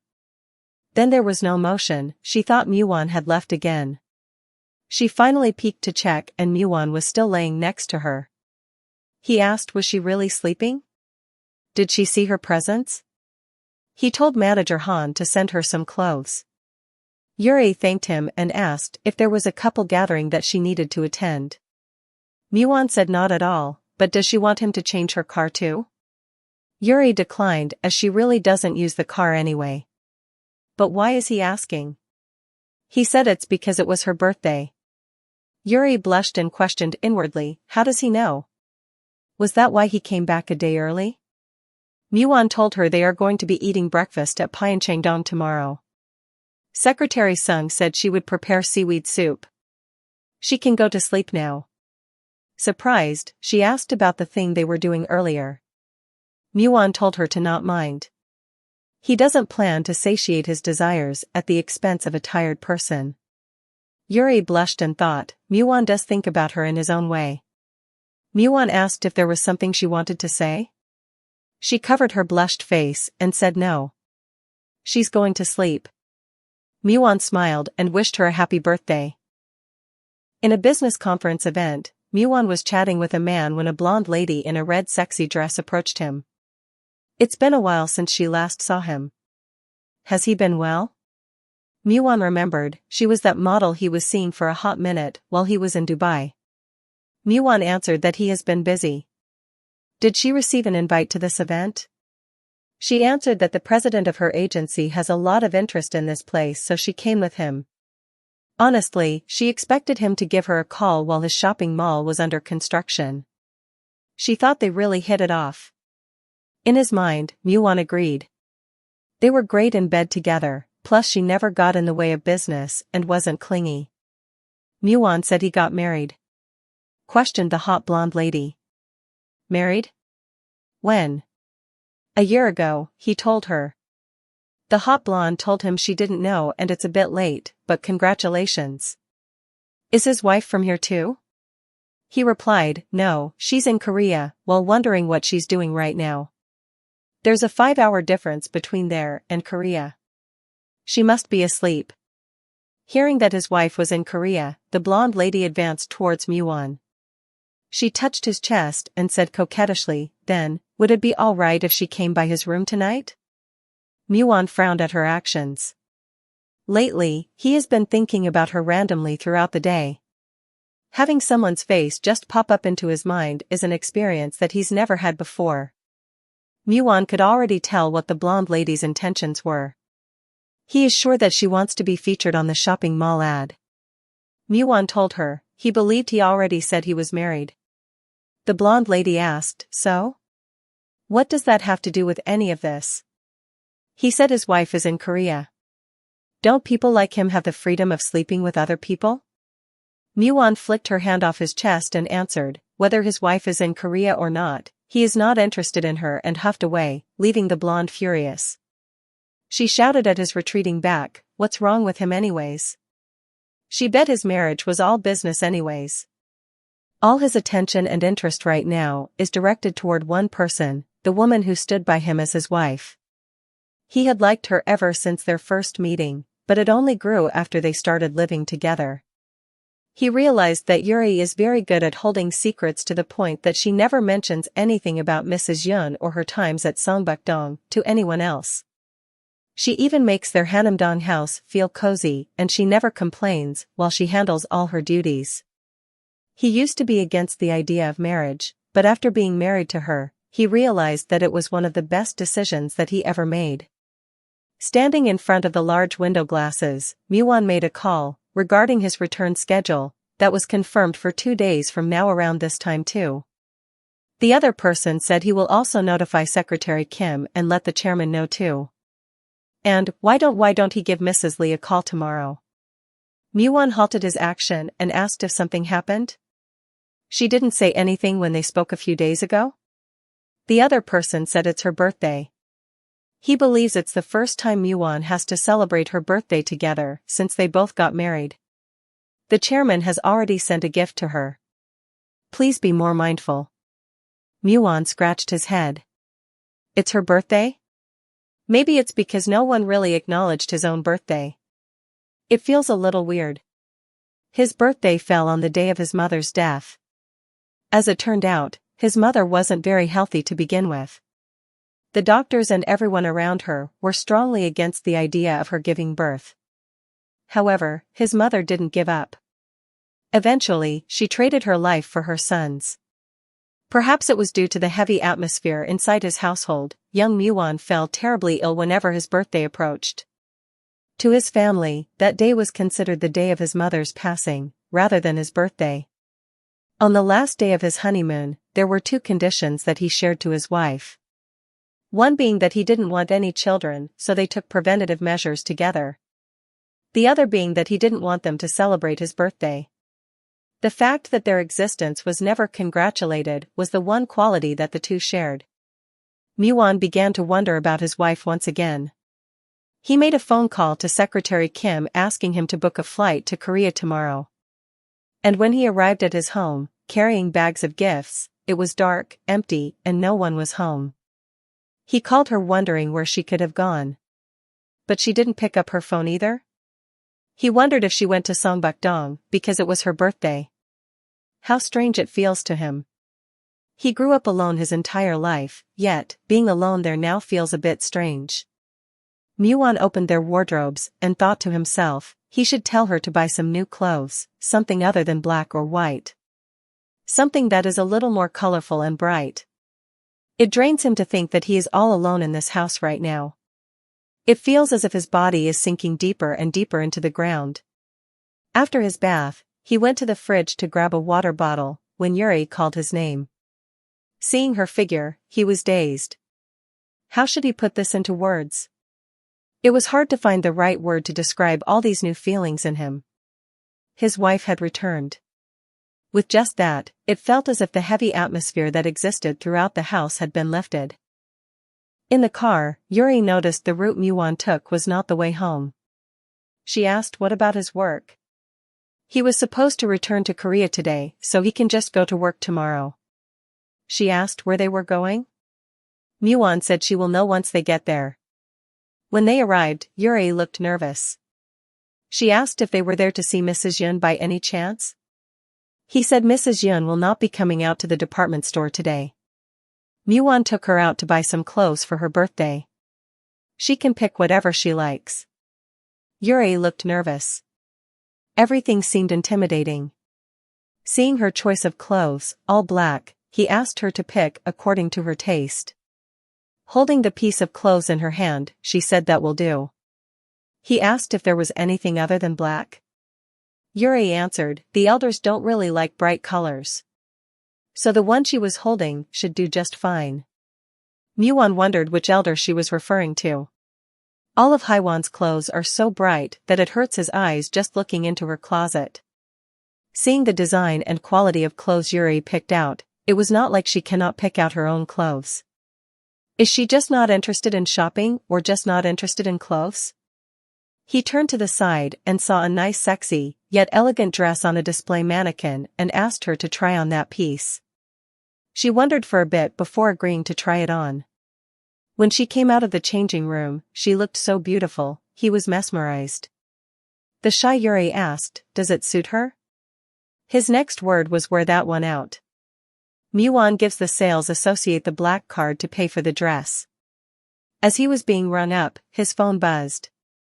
Muon excused himself to pick up the call. He told her to go ahead and look around the other stores. After his phone call, he went around looking for Yuri, wondering where she went. Did she go to the VIP room? He spotted her sitting on the bench by the escalator, and a man was talking to her. Muon frowned unhappily, thinking who was that man? Is it someone she knows? Yuri then saw Muon coming. She got up to meet him. He asked who was that guy? She told him the guy just asked her if she knew where a store was located. He asked if that was all. A nervous sweat dripped down her cheek as she told him. He also asked for her phone number. But she told him that she came with someone. The atmosphere around Muon gloomed instantly. He told her they should get going. While they walked through the mall, many people gazed their way, which gave Yuri an unpleasant feeling. She feels like her stomach's turning. Also, Muon looked like he's in a bad mood. The moment they got home, the bags were instantly dropped on the floor and Muon pinned Yuri against the wall while kissing her earlobe and cheek. Yuri asked him to wait up, but he couldn't even hear her and proceeded to suck her neck as if he's in a trance with one goal, to devour her. Everywhere he touched felt so hot to Yuri. Suddenly he paused and pulled away and asked if she was all right. Yuri nodded nervously. Next moment, clothes were scattered on the floor and the room was filled with intense passion. Muon lifted up Yuri's legs up onto his shoulder as he thrusted all his might onto Yuri. She, who laid underneath him, screamed as she received his pounding and begged for mercy, to slow down. Hearing her begging, he clasped her hand tightly while leaning down to kiss her leg, inch by inch, while she listened to the intense pleasure he gave her. On the dining table, Muon kept observing the mother and son across from him. Yuri was feeding their little boy and he happily opened his mouth for his mother to feed him. The stoic-faced Muon suddenly muttered out that he should get surgery. Yuri paused her action and turned her attention to him, asking what kind of surgery. A vasectomy, he answered. Yuri forgot to feed their little baby while his mouth opened wide anticipating his food. She finally fed him while asking why he brought that up suddenly. Muon replied it is to prevent what happened yesterday from ever happening again. Yesterday in the children's room was a golden opportunity that they haven't had in a while. But just because they didn't have a condom. Yuri asked if he was really going to do it. She heard that it's very painful. He reasoned that it cannot be as painful as stopping midway in that kind of situation, could it? She asked was it really a necessity? Before CO1, they were so good with their birth control routine. And how often they do it will only decrease as time goes by. It's already decreased a significant amount. Staring at the innocent sparkly CO1, Muon asked what it really his fault that they don't do it as much. It was all because of that little rice cake. Little CO1 can sense his father's unhappiness, so he reached out to his mother for safety. Yuri reached out to hold little CO1 while asking why he kept calling him rice cake. Muon stated because he sticks to her like a rice cake and doesn't want to let go of her. Han wasn't like that. Yuri pointed out that was because he basically raised Hoan, but he had been too busy to be there for CO1. The more they talked, the more annoyed Muon felt. He may have been too busy, but how can he not be upset when the rice cake looked for his mommy not even 3 minutes after he picked him up? Watching little rice cake hugging his mother tightly and contently, Muon thought he must come up with a special plan. After a moment, he said they should go on a vacation. Just the two of them, without rice cake. The airplane flew above the cloud. In the first-class seat, Yuri and Muon sat next to each other. Muon looked at Yuri and she was fast asleep. Before they came to the airport, all she did was worry about Seowon. She looked a lot more tired than usual today. He just doesn't understand why she was so worried when they have a babysitter and Secretary Sung, whom Seowon likes the most after his mom. 4 days certainly wasn't enough for Dubai. When they arrived at the hotel, Muon asked Yuri why Dubai. Yuri reasoned it was their honeymoon, but they didn't get to do anything on that trip. She was at the hotel all day and he only stopped by at night because of his work. She is only mentioning it now, but she was very disappointed the morning after their first night together. He was already gone when she got up, and all he left was a card. She cried because that seemed like a representation of what their married life might look like. It may be called a honeymoon, but to her it was a bitter and lonely memory. So this time, she would like to make happier memories with him, like a real honeymoon. With them both staring out the window, looking at the night cities, Muon agreed. They should do it right this time, their second honeymoon. With that, he lifted her up, planning to take her to the bed. The next day, the sun shone brightly through the large glass window. Muon opened his eyes, he was still hugging Yuri in his arms. He got up and was going, and it woke Yuri. He was going to wash up. While Muon went to wash up, Yuri called Secretary Sung to check on Seowon. Secretary Sung stated that he was playing until just a few minutes ago now. He's asleep next to the chairman. She was planning to wake them both up once dinner is ready. Yuri guessed Seowon must be doing okay because they'd visited Pyeongchang many times before. Plus Seowon's grandpa, who adores him, was also there. She asked if Seowon had looked for her. Secretary Sung said he did when he woke up this morning, but the chairman calmed him down. The chairman is great with children, so Seowon adjusted very quickly, although she cannot say how it will be tonight. Yuri apologized for the inconvenience this may have caused them. Secretary Sung assured Yuri that they can leave Seowon in their care from time to time. The chairman says looking at Seowon reminded him a lot of Muon as a child. He regretted not realizing earlier how cute children are. It seemed like he wanted to provide for Seowon for what he didn't do for Muon. Muon came in and asked if Seowon is doing well. Yuri told him yes, father is taking good care of him. His father really adores him. Muon felt relieved knowing that. Now Yuri won't have to be so worried. Besides, that little punk, who does she think he took after with his shyness and stubbornness? Yuri teased that Mrs. Yun said he was an exact replica of him. Muon denied that, apart from his looks, Seowon is nothing like him, whereas he was such an innocent and obedient little child. Yuri chuckled and silently thought to herself, how shameless of him. In addition to Mrs. Yun, everyone in their household agrees that Seowon is a junior Muon Choi.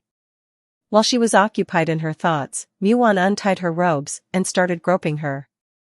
She questioned, what is he doing in broad daylight?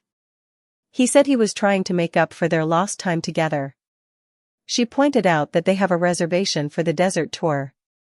Muon assured that he'll only do it just once as he pushed her down onto the bed and started kissing her. As Muon got busy, Yuri thought to herself, innocent and obedient, yeah right. Muon's face paled as he had the urge to vomit. Earlier when Yuri asked excitedly if he is excited for their desert tour, he didn't expect the desert tour to be dune bashing. Side note, dune bashing is the recreational activity of riding vehicles on desert sand. While the driver was bashing through the desert, Muon saw the faces quickly passing through his mind. He cannot let them die like this. He has thousands of employees that he needs to take care of, along with Han and Seowon. As Muon was panicking, Yuri wondered if they could go any faster. When they came to a stop, other people were throwing up. Muon felt relieved that he didn't need a plastic bag while inside the car. Yuri asked, wasn't that something Muon always wanted to do? Yuri stated, it feels like all of her stress is gone now, while Muon thought to himself, it actually made him more stressed out. He didn't expect her to like this kind of thing. He thought he knew her pretty well, but he guessed there are still a lot he didn't know yet. Then, Yuri asked him to look at the skies. He turned around and saw the sun glistening through the clouds while the pure sand reflected its light. The sight of the sunset between the sand dunes was beautiful enough to wash away all his sickness. There are many hues of bright red colored the sky about above. It was the first time he realized the sky held so many shades and tints, colors he would never have known if he hadn't met Yuri again.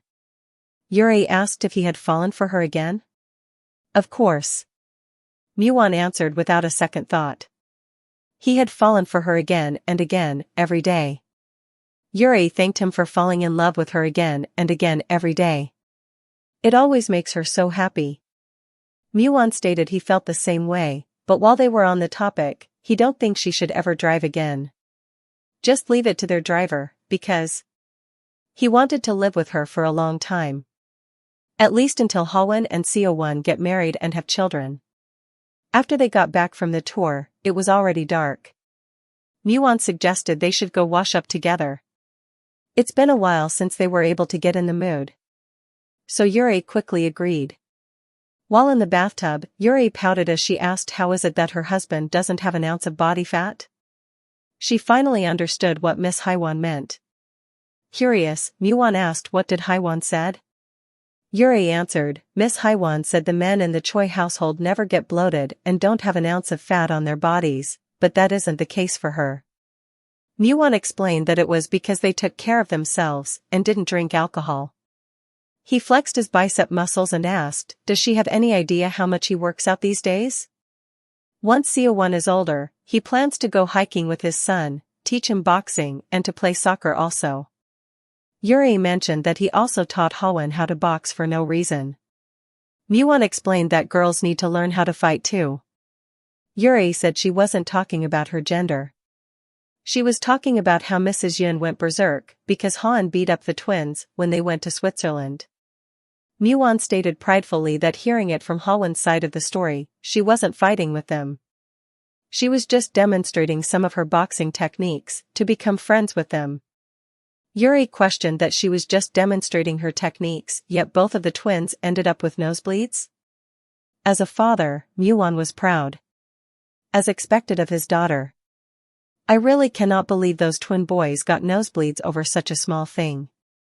But it seems like the more he talked about it, the angrier Yuri got, so he directed their conversation to another topic.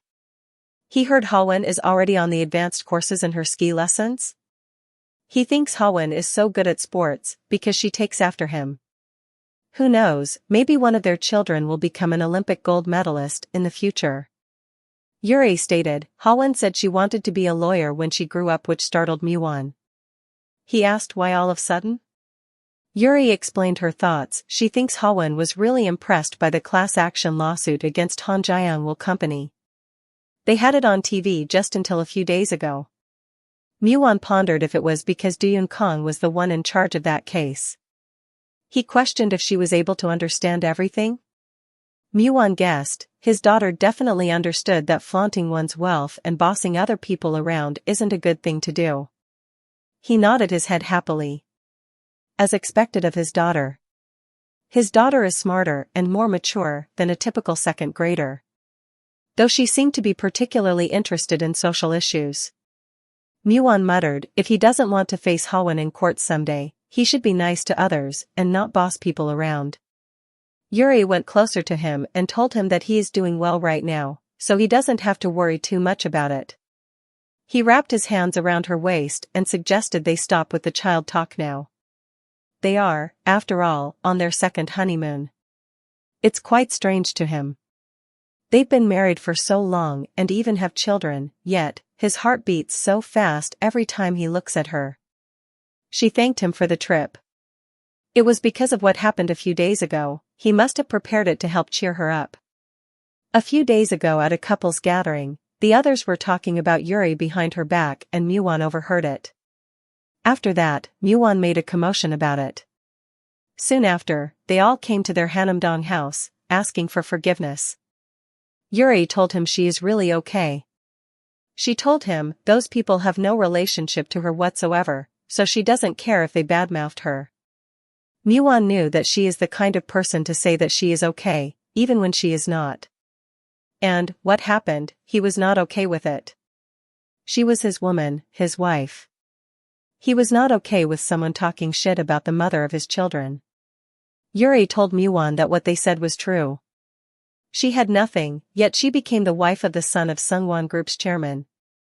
How can you say you have nothing? I'm yours. Muon replied as he pulled her closer to him. Yuri felt so happy. Just what should she do with him? She thanked him. She is beyond happy that she has him, Han and Seowon.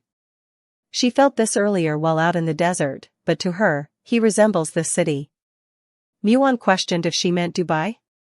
Just like this city, which exists in a desert, you're the most gorgeous, amazing, and alarming part of my life.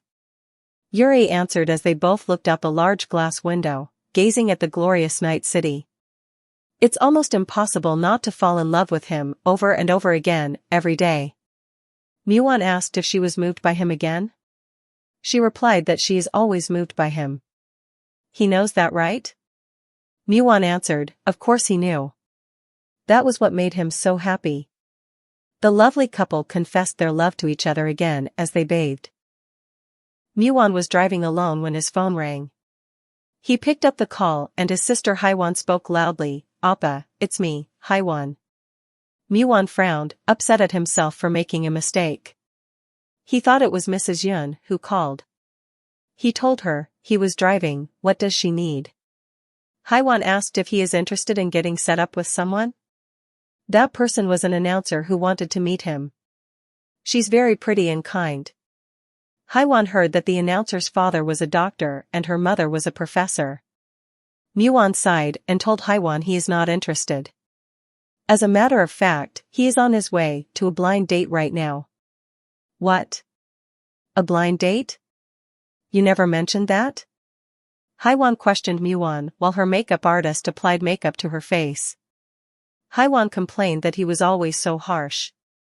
So does he know who his date is? Muon replied, the daughter of Yusung Corporation. Haiwan was surprised they have a daughter. She knows a little bit about their son. Rumor is that he's a total scumbag. At least that's what the people in her industry said.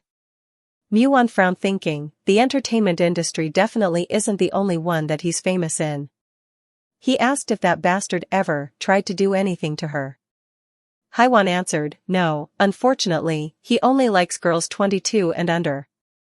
Muon chuckled sarcastically. He gets disgusted by his soon-to-be brother-in-law, Yuyun Lee, whenever he hears rumors about him. It would be nice if the woman he is meeting today is normal and sane, unlike him. Haiwan continued, but it's kind of weird, isn't it? She had never seen their daughter at any of the public events. Muon guessed, she has her reasons, and the same goes for Haiwan too. Unhappy being compared to, Haiwan shouted, what does he mean by that? She's nothing like her. Why does he want to meet such a mysterious girl? Muon answered, for business-related reasons, then he told her to hang up. He's at the hotel. Haiwan was still trying to say one last thing, but Muon hung up on her. Although they're calling it a blind date, they basically finished discussing marriage and have their plans outlined already. That includes everything about Yusung Corporation and Sungwon Construction Corporation's joint venture, including making the news public and stock announcements. The only thing left to do is meet the woman he is marrying. He believed they said her name was Yuri Lee, she's 5 years younger than him, and she attends Parsons.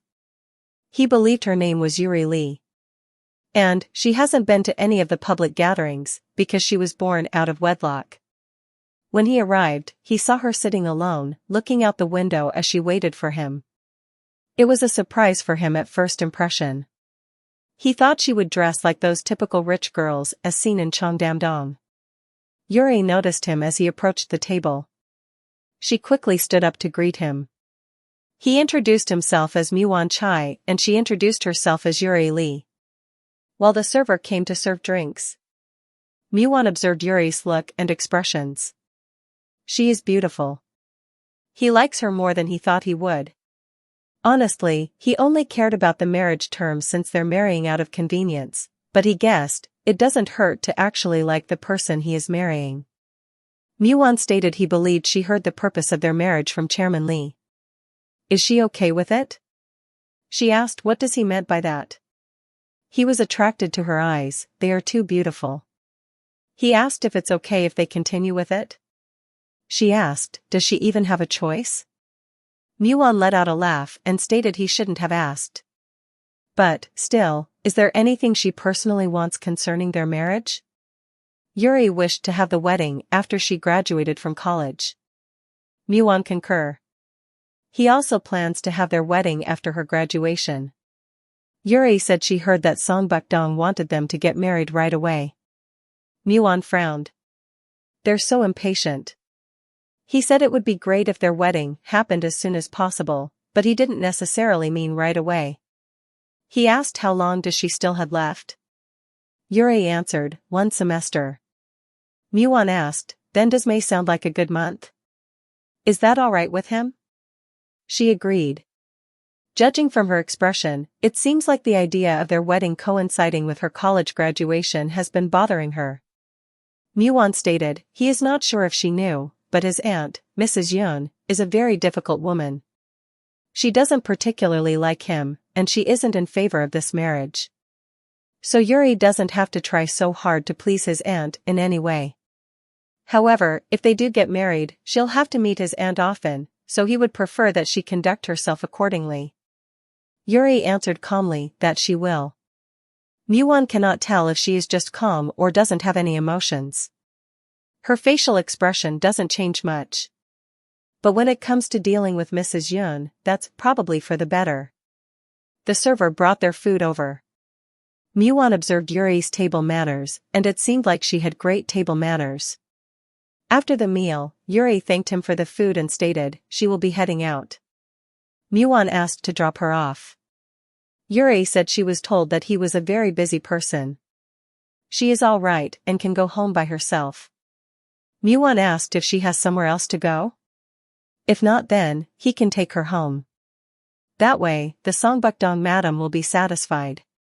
While driving Yuri home, Muon realized that he never had a girl in his car before. Muon was going to tell Yuri something, but noticed that she was sleeping. He heard that she just arrived back from America yesterday. He guessed he could wait a little while. Yuri woke up and apologized for sleeping. Muon told her that it's fine. They arrived barely a few minutes ago. She thanked him for dropping her off at home and please drive safely. With that, she got out of the car and walked to the house.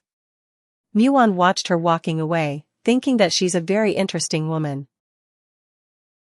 Little Hawon was sitting on her high chair happily telling her mother, we wished Minna a happy birthday at preschool today. Yuri brought a cake slice over to feed her daughter. It was Minna's birthday today, and then? Little Hawon stated, Daddy's birthday is today too. Little Hawon took a bite of the fruitcake and her expression lit up. Side note, isn't she beyond adorable? Yuri remembers mentioning Muon's birthday to her once when she was younger, but was surprised that Hawon still remembers. Yuri continues feeding her daughter happily. And little Hawon happily opened her cute mouth wide to eat that delicious cake. Yuri contemplated. She made seaweed soup for him this morning. But she cannot bring herself to serve it to him since he's so upset. How should she explain it to her daughter? She knew that beating around the bush or explaining it to her indirectly won't work. Hawon. Your daddy's birthday and the day that your grandma passed away actually happened on the same day. Confused, little Hawon asked, Grandma? You mean Secretary Sung grandma? No, not Secretary Sung. The one who gave birth to your daddy. Yuri explained. Why did she pass away? Curious little Hawon asked why did grandma passed away? Yuri explained that she was very sick. Our adorable Hwan looked distressed and asked, "So, we cannot wish Daddy a happy birthday?" Yuri answered, "Unfortunately not. Today's a very sad day for Daddy." "So Daddy lost his birthday?" Hwan asked worriedly. That actually shocked Yuri. Putting it that way, her daughter is right. She guessed Muon did lose his birthday in a way since he's never celebrated it his entire life. Why has she always considered that to be the right way to go about it? Afterward, Yuri made a phone call, asking Manager Choi if Muon had already left for the burial site. Manager Choi said not yet. Muon was running a little late. Yuri explained that she planned to visit the burial site along with Muon and also bring Hwan along. She wanted to surprise Muon. If she tells him beforehand, he may not want them there. Manager Choi reported that Muon did seem to deal with it a little better when he went with the chairman. He thinks it's a little difficult for Muon to handle it all alone. He believed Muon will leave for the burial site right after his meeting ends. Would Yuri like him to send a car to the house? Yuri stated that it's fine. She'll head over there right now, with Hwan, and please don't tell Muon about it. Yuri hugged Hwan and asked if they should go see Grandma. That way, they can help Daddy cheer up a little. Muon got out of his meeting and looked at the time. It's already 2:30 p.m. If he leaves right now, he'll be able to finish paying his respects just before sunset. When he was younger, he always fought with his father because of how much he despised going to the burial site. His father was never really interested in where he was or what he was doing, like if he was involved in a fight. But his mother's Remembrance Day was the one day his father cared to look for him. He doesn't have any memories of his mother. Therefore, he had never really felt any affection or longing for her. She only ever existed in the few photos and videos that he has of her. That's why he always regarded their visitation to her burial site on his birthday as a kind of home wreck. He just thought that was the inevitable fate of a child who was born in exchange for his mother's life. Ironically, it was when Hwan was born that he finally understood what his mother must have felt. He, too, would have done anything and everything for such a precious little child. He believed that's what his mother felt when she had him. When he came to realize that someone had regarded him as precious the minute he was born, that was when he began to long for her to the point he couldn't handle it. Muon gently touches his mother's tombstone. From that point on, he no longer despised visiting her burial site. He didn't think he would ever find himself becoming accustomed to his birthday, which he hated more than anything. His sullen expression was broken by an adorable little voice calling, "Daddy." He turned around to see his daughter and wife coming up the stairs. Muon reached down to pick up his daughter as he asked what they were doing there. Yuri told him that he had said he would bring Hwan once she was older. And she just felt like today was the day. Plus, Hwan also said that she wanted to visit her grandma. Muon asked his daughter happily, "Did you really, Hwan?" She replied with a big smile, "Yep." Muon turned to Yuri and asked her to tell him the truth. Why did they come? Yuri explained that Hwan told her that she celebrated Minna's birthday at preschool today. They once ate with her family, Mr. Park's daughter. Hwan thought it was a little weird that the house was so quiet even though it's his birthday. She asked Yuri why they weren't celebrating. Muon asked what did Yuri said? Yuri answered, "I told her that today was a very sad day for you. Then she told me that you basically lost your birthday. So, I wanted to help you find it." Yuri encouraged Muon to show Hwan to his mother. This is also her first time there since that one time she came during their first marriage. She feels very apologetic because she hasn't been able to visit in a long time. But hopefully, his mother understands, because they had a bit of a detour. Muon replied, "Of course, his mother will." And the beautiful family stood before Muon's mother's burial site, paying their respect. Little Hwan was so good and obedient. Side note, may we all be blessed with a little Hwan who radiates happiness all around and so well behaved. As the sun started to set, the family of 3 walked on the walkway. Muon, carrying his daughter on his back, told Yuri that he is sure his mother would have been very happy. Yuri also thinks so too. His mother is someone she is very grateful to. Today might be a very sad and difficult day for him, but to her and Hwon, it's a very meaningful day. Because if he weren't there, then Hwon and her wouldn't have been there either. Yuri turned around and beamed happily at Muon. Thank you so much for being born, Muon. Let's come together to visit your mother next year, and the following year. Even if Hwon cannot come with us later, I promise to always come with you. And we can celebrate your birthday after we visit the burial site. In this moment, Muon realized that he finally had a real family. He asked how would they celebrate? Yuri said she made seaweed soup for him. Just then, our cutie pie Hwon yawned as she rubbed her eyes, wishing her daddy a happy birthday, causing both Muon and Yuri to laugh at her cuteness. And that was the first of the many great birthdays to come. And just like that, their second gift of life, Seowon, turned 6 years old. Yuri received a phone call from Seowon's school. The teacher asked if she was available to stop by. Yuri asked if Seowon broke something again. The teacher said he didn't break anything this time. He actually got into a fight with one of his classmates. Seowon is okay, but the child he got into a fight with got hurt. Unlike his sister, their son turned out to be a very curious and active child. Perhaps it's because he takes after his father, but people tend to mistake him for an elementary school student because he's bigger than other children his age. She was asked to visit his preschool at least once a month because of how often he damaged school property. The teacher reported that Jaemin, the classmate Seowon got into a fight with, had a bit of a nosebleed. Jaemin's mother picked him up earlier today. They were hoping Yuri could go there as well. Yuri wondered if the teacher was talking about the youngest son of the second-generation member of the National Assembly.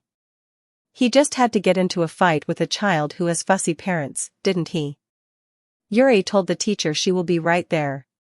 She wasted no time and hurried out the door, while complaining to herself. She didn't punish him too harshly when he damaged school property because he was still so young. But to hear that he hit a friend. Yuri frowned as she drove to the school. Yuri arrived at the school, looking anxious, asking the teacher why did Seowon got into a fight. The teacher pondered the same question too. She asked him but he won't say a word. They thought he might open up to her. The teacher said Seowon is in the counseling room. Yuri huffed and nodded. As she followed the teacher, she looked very angrily determined, making the teacher nervous. The teacher called out to Seowon that his mother had arrived to get him. In the room, he sat alone frowning. When his mother called him, he looked up and in that moment, he looked just like his father at times like this. It made it so much more difficult for her to punish him. All those accumulated anger from the time she received the phone call to now dispersed like ashes. Seowon grabbed Yuri's hand while remaining silent. Yuri told the teacher she'll take him home for now and have a talk with him. The teacher agreed and also thought that it would be best if she and Seowon could apologize to Jaemin and his parents tomorrow. Yuri said they will and she is really sorry about this. In the car, Seowon apologized to his mommy. Yuri asked if he knew what he did was wrong. She told him getting into fights with his friend is a big no. Why did he get into a fight? Seowon frowned and turned his head away, not answering his mother's questions. Seowon Choi. She called out, and still no answer from him. She sighed and wondered why he was even more stubborn today. He usually doesn't act this stubbornly when he knows what he did was wrong. Seowon walked up the stairs ahead, avoiding his mother. He went to wash his hands, while Yuri asked from the side if he really isn't going to tell her. He avoided looking at her. On the dining table, he avoided her gaze as he ate. Yuri was at her wit's end. She should discuss it with Muon once he's home from work. At night when Muon arrived home, he sensed something, felt a little off. Yuri looked sullen and not bright as before, making Muon wondering if Seowon did something again. Yuri told him that Seowon got into a fight with a classmate. And gave the classmate a nosebleed. They have to go to his preschool tomorrow and apologize to the child and his parents. Muon didn't think it would be much of a problem. Children tend to get into fights as they grow older. He asked if she knew why they fought. Yuri said Seo-won would not tell her. As she proceeded to untie his tie, Muon asked, "He won't tell you?" She replied angrily, "Yes. He's being very stubborn. He usually tells me everything that happens at school, but not today." She clenched his tie as tight as her anger and asked him, "Why don't you try talking to him instead?" To appease his wife's anger, Muon told her he will. On Seo-won's door, Muon knocked before entering. Seo-won, who was playing with his toys, turned around happily to greet his father. Muon picked up Seo-won, and as he pondered on how to say it, Seo-won asked if mommy was still mad. Muon replied, "Yes, she is. I thought I told you not to make your mother angry. Why did you get into a fight with your friend?" Seo-won remained silent and hugged his father tightly. Muon thought, look at him trying to avoid the question. He gently coaxed Seo-won Choi. Seo-won told his father not to tell mommy. Muon told him, he won't tell mommy. Seo-won explained, we were getting in line, and he cut in front of me. So we got into a fight. And he said something mean about mommy. Muon narrowed his eyes and asked, what did he say? Seo-won replied angrily, he said mommy was just a nobody. What? Muon was surprised to hear such a thing about his wife. Muon asked if Seo-won understood what that meant. Seo-won replied no. I didn't like him talking bad about mommy when the fight was just between us. It made me feel bad. Muon patted his son on the back and praised his son, good job. Never hold back when someone tries to put down your feelings. However, hitting someone is not okay. If he gets into a fight or hits someone, it'll make his mommy sad. Okay. Seo-won replied sadly. Muon told his son, if anyone ever says nonsense like that again, go tell him. He will make sure to teach them a lesson. You will? Seo-won asked. Muon replied, I also don't like it if someone talks about mommy in a bad way. Now, should we go eat dinner? Feeling all cheered up, Seo-won headed to the dining room with his father. In the dining room, a variety of delicious food was served. Muon thanked Yuri for the food. Mother and father sat on one side, while daughter and son sat on one side. While the children chatted happily to each other, Yuri whispered to Muon if Seo-won told Muon the reason why he got into a fight. He whispered back, yeah, he did. Curious, she asked for the reason. Muon reached to pick up mini hot dog meat onto his son's spoon as he told Yuri that it's a secret between the men. Yuri looked dumbfounded. Muon elaborated that he will go to Seo-won's preschool tomorrow. She asked, what about work? He replied that he'll take the day off. He has been focusing only on his work lately. She should let him handle some fatherly duties once in a while. He then turned to his daughter and asked her to let the teacher know that she will be homeschooling tomorrow. Ha-won beamed excitedly and asked if she really can do that. Muon nodded and said yes. They can hang out in the afternoon. Ha-won was beyond happy, hearing that from her father. Yuri turned to her son and asked him to promise to apologize to Jaemin and make up with him tomorrow. Can he do that? Seo-won replied sulkingly, yes, mommy. But when Yuri gently caressed his small cheek and praised him, he beamed like the sunshine. The next day, father and son arrived at the preschool. The teacher didn't expect that it was Seo-won's father that came instead. Muon observed the mother and son they had to apologize to. That was the woman Yuri was worried about. As expected, their Seo-won is taller and much more handsome than Jaemin. Muon bowed to the mother and apologized. He stated it was all his fault for not properly teaching his son. He will be paying for the treatment and will also send separate compensation. Then he urged Seo-won to apologize to Jaemin. Seo-won said sorry to Jaemin and stated that he was wrong. Jaemin's mother stated that they were not doing that because they expected to be compensated or reimbursed for treatment. Seo-won was just a little peculiar, so she was hoping that Muon them would be a little more strict with Seo-won at home. Muon apologized that he has been too busy lately to pay enough attention in that respect. He'll make sure to teach his son properly moving forward. Jaemin's mother replied that she knew he was a busy person. She believes it's Muon's wife's duty to pay more attention to Seowon's behavior. Then she nudged her son to accept Seowon's apology. Muon turned to the teacher and said the children seemed to have made up. He is sure the teacher is eager to return to class. He's just going to have a little conversation with Jaemin's mother if the teacher doesn't mind. The teacher replied, of course, she doesn't, and led each child by the hand out the room. Jaemin's mother was about to excuse herself, but Muon stopped her.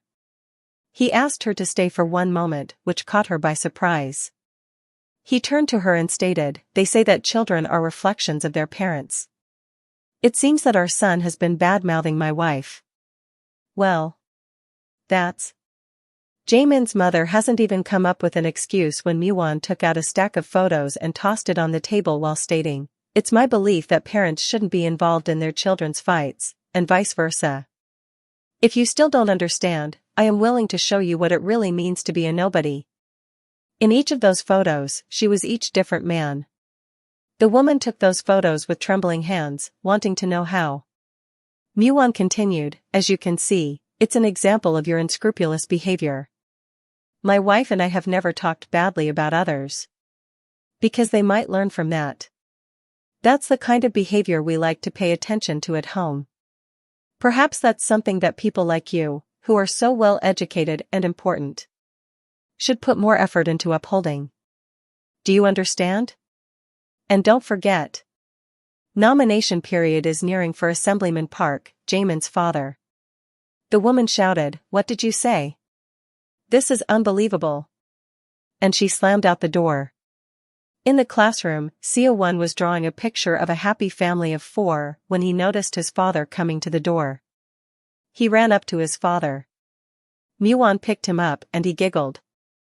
Muon asked, what's so funny? Little Seowon leaned closer to his father and said, all of the other kids are saying that you're so cool. Muon replied, are they? Then I guess I'll have to continue being a cool dad for the rest of your life. Now then, should we go see your mother and sister? Muon and Seowon came back home from preschool where his loving wife and daughter are waiting. They looked at each other, with loving gazes. Muon and Yuri were no longer alone, because of the people they loved so dearly, and because they were able to protect them, every day was filled with happiness. And thus this is the end of Muon's and Yuri's love story. May we all find our Muon and Yuri in this life.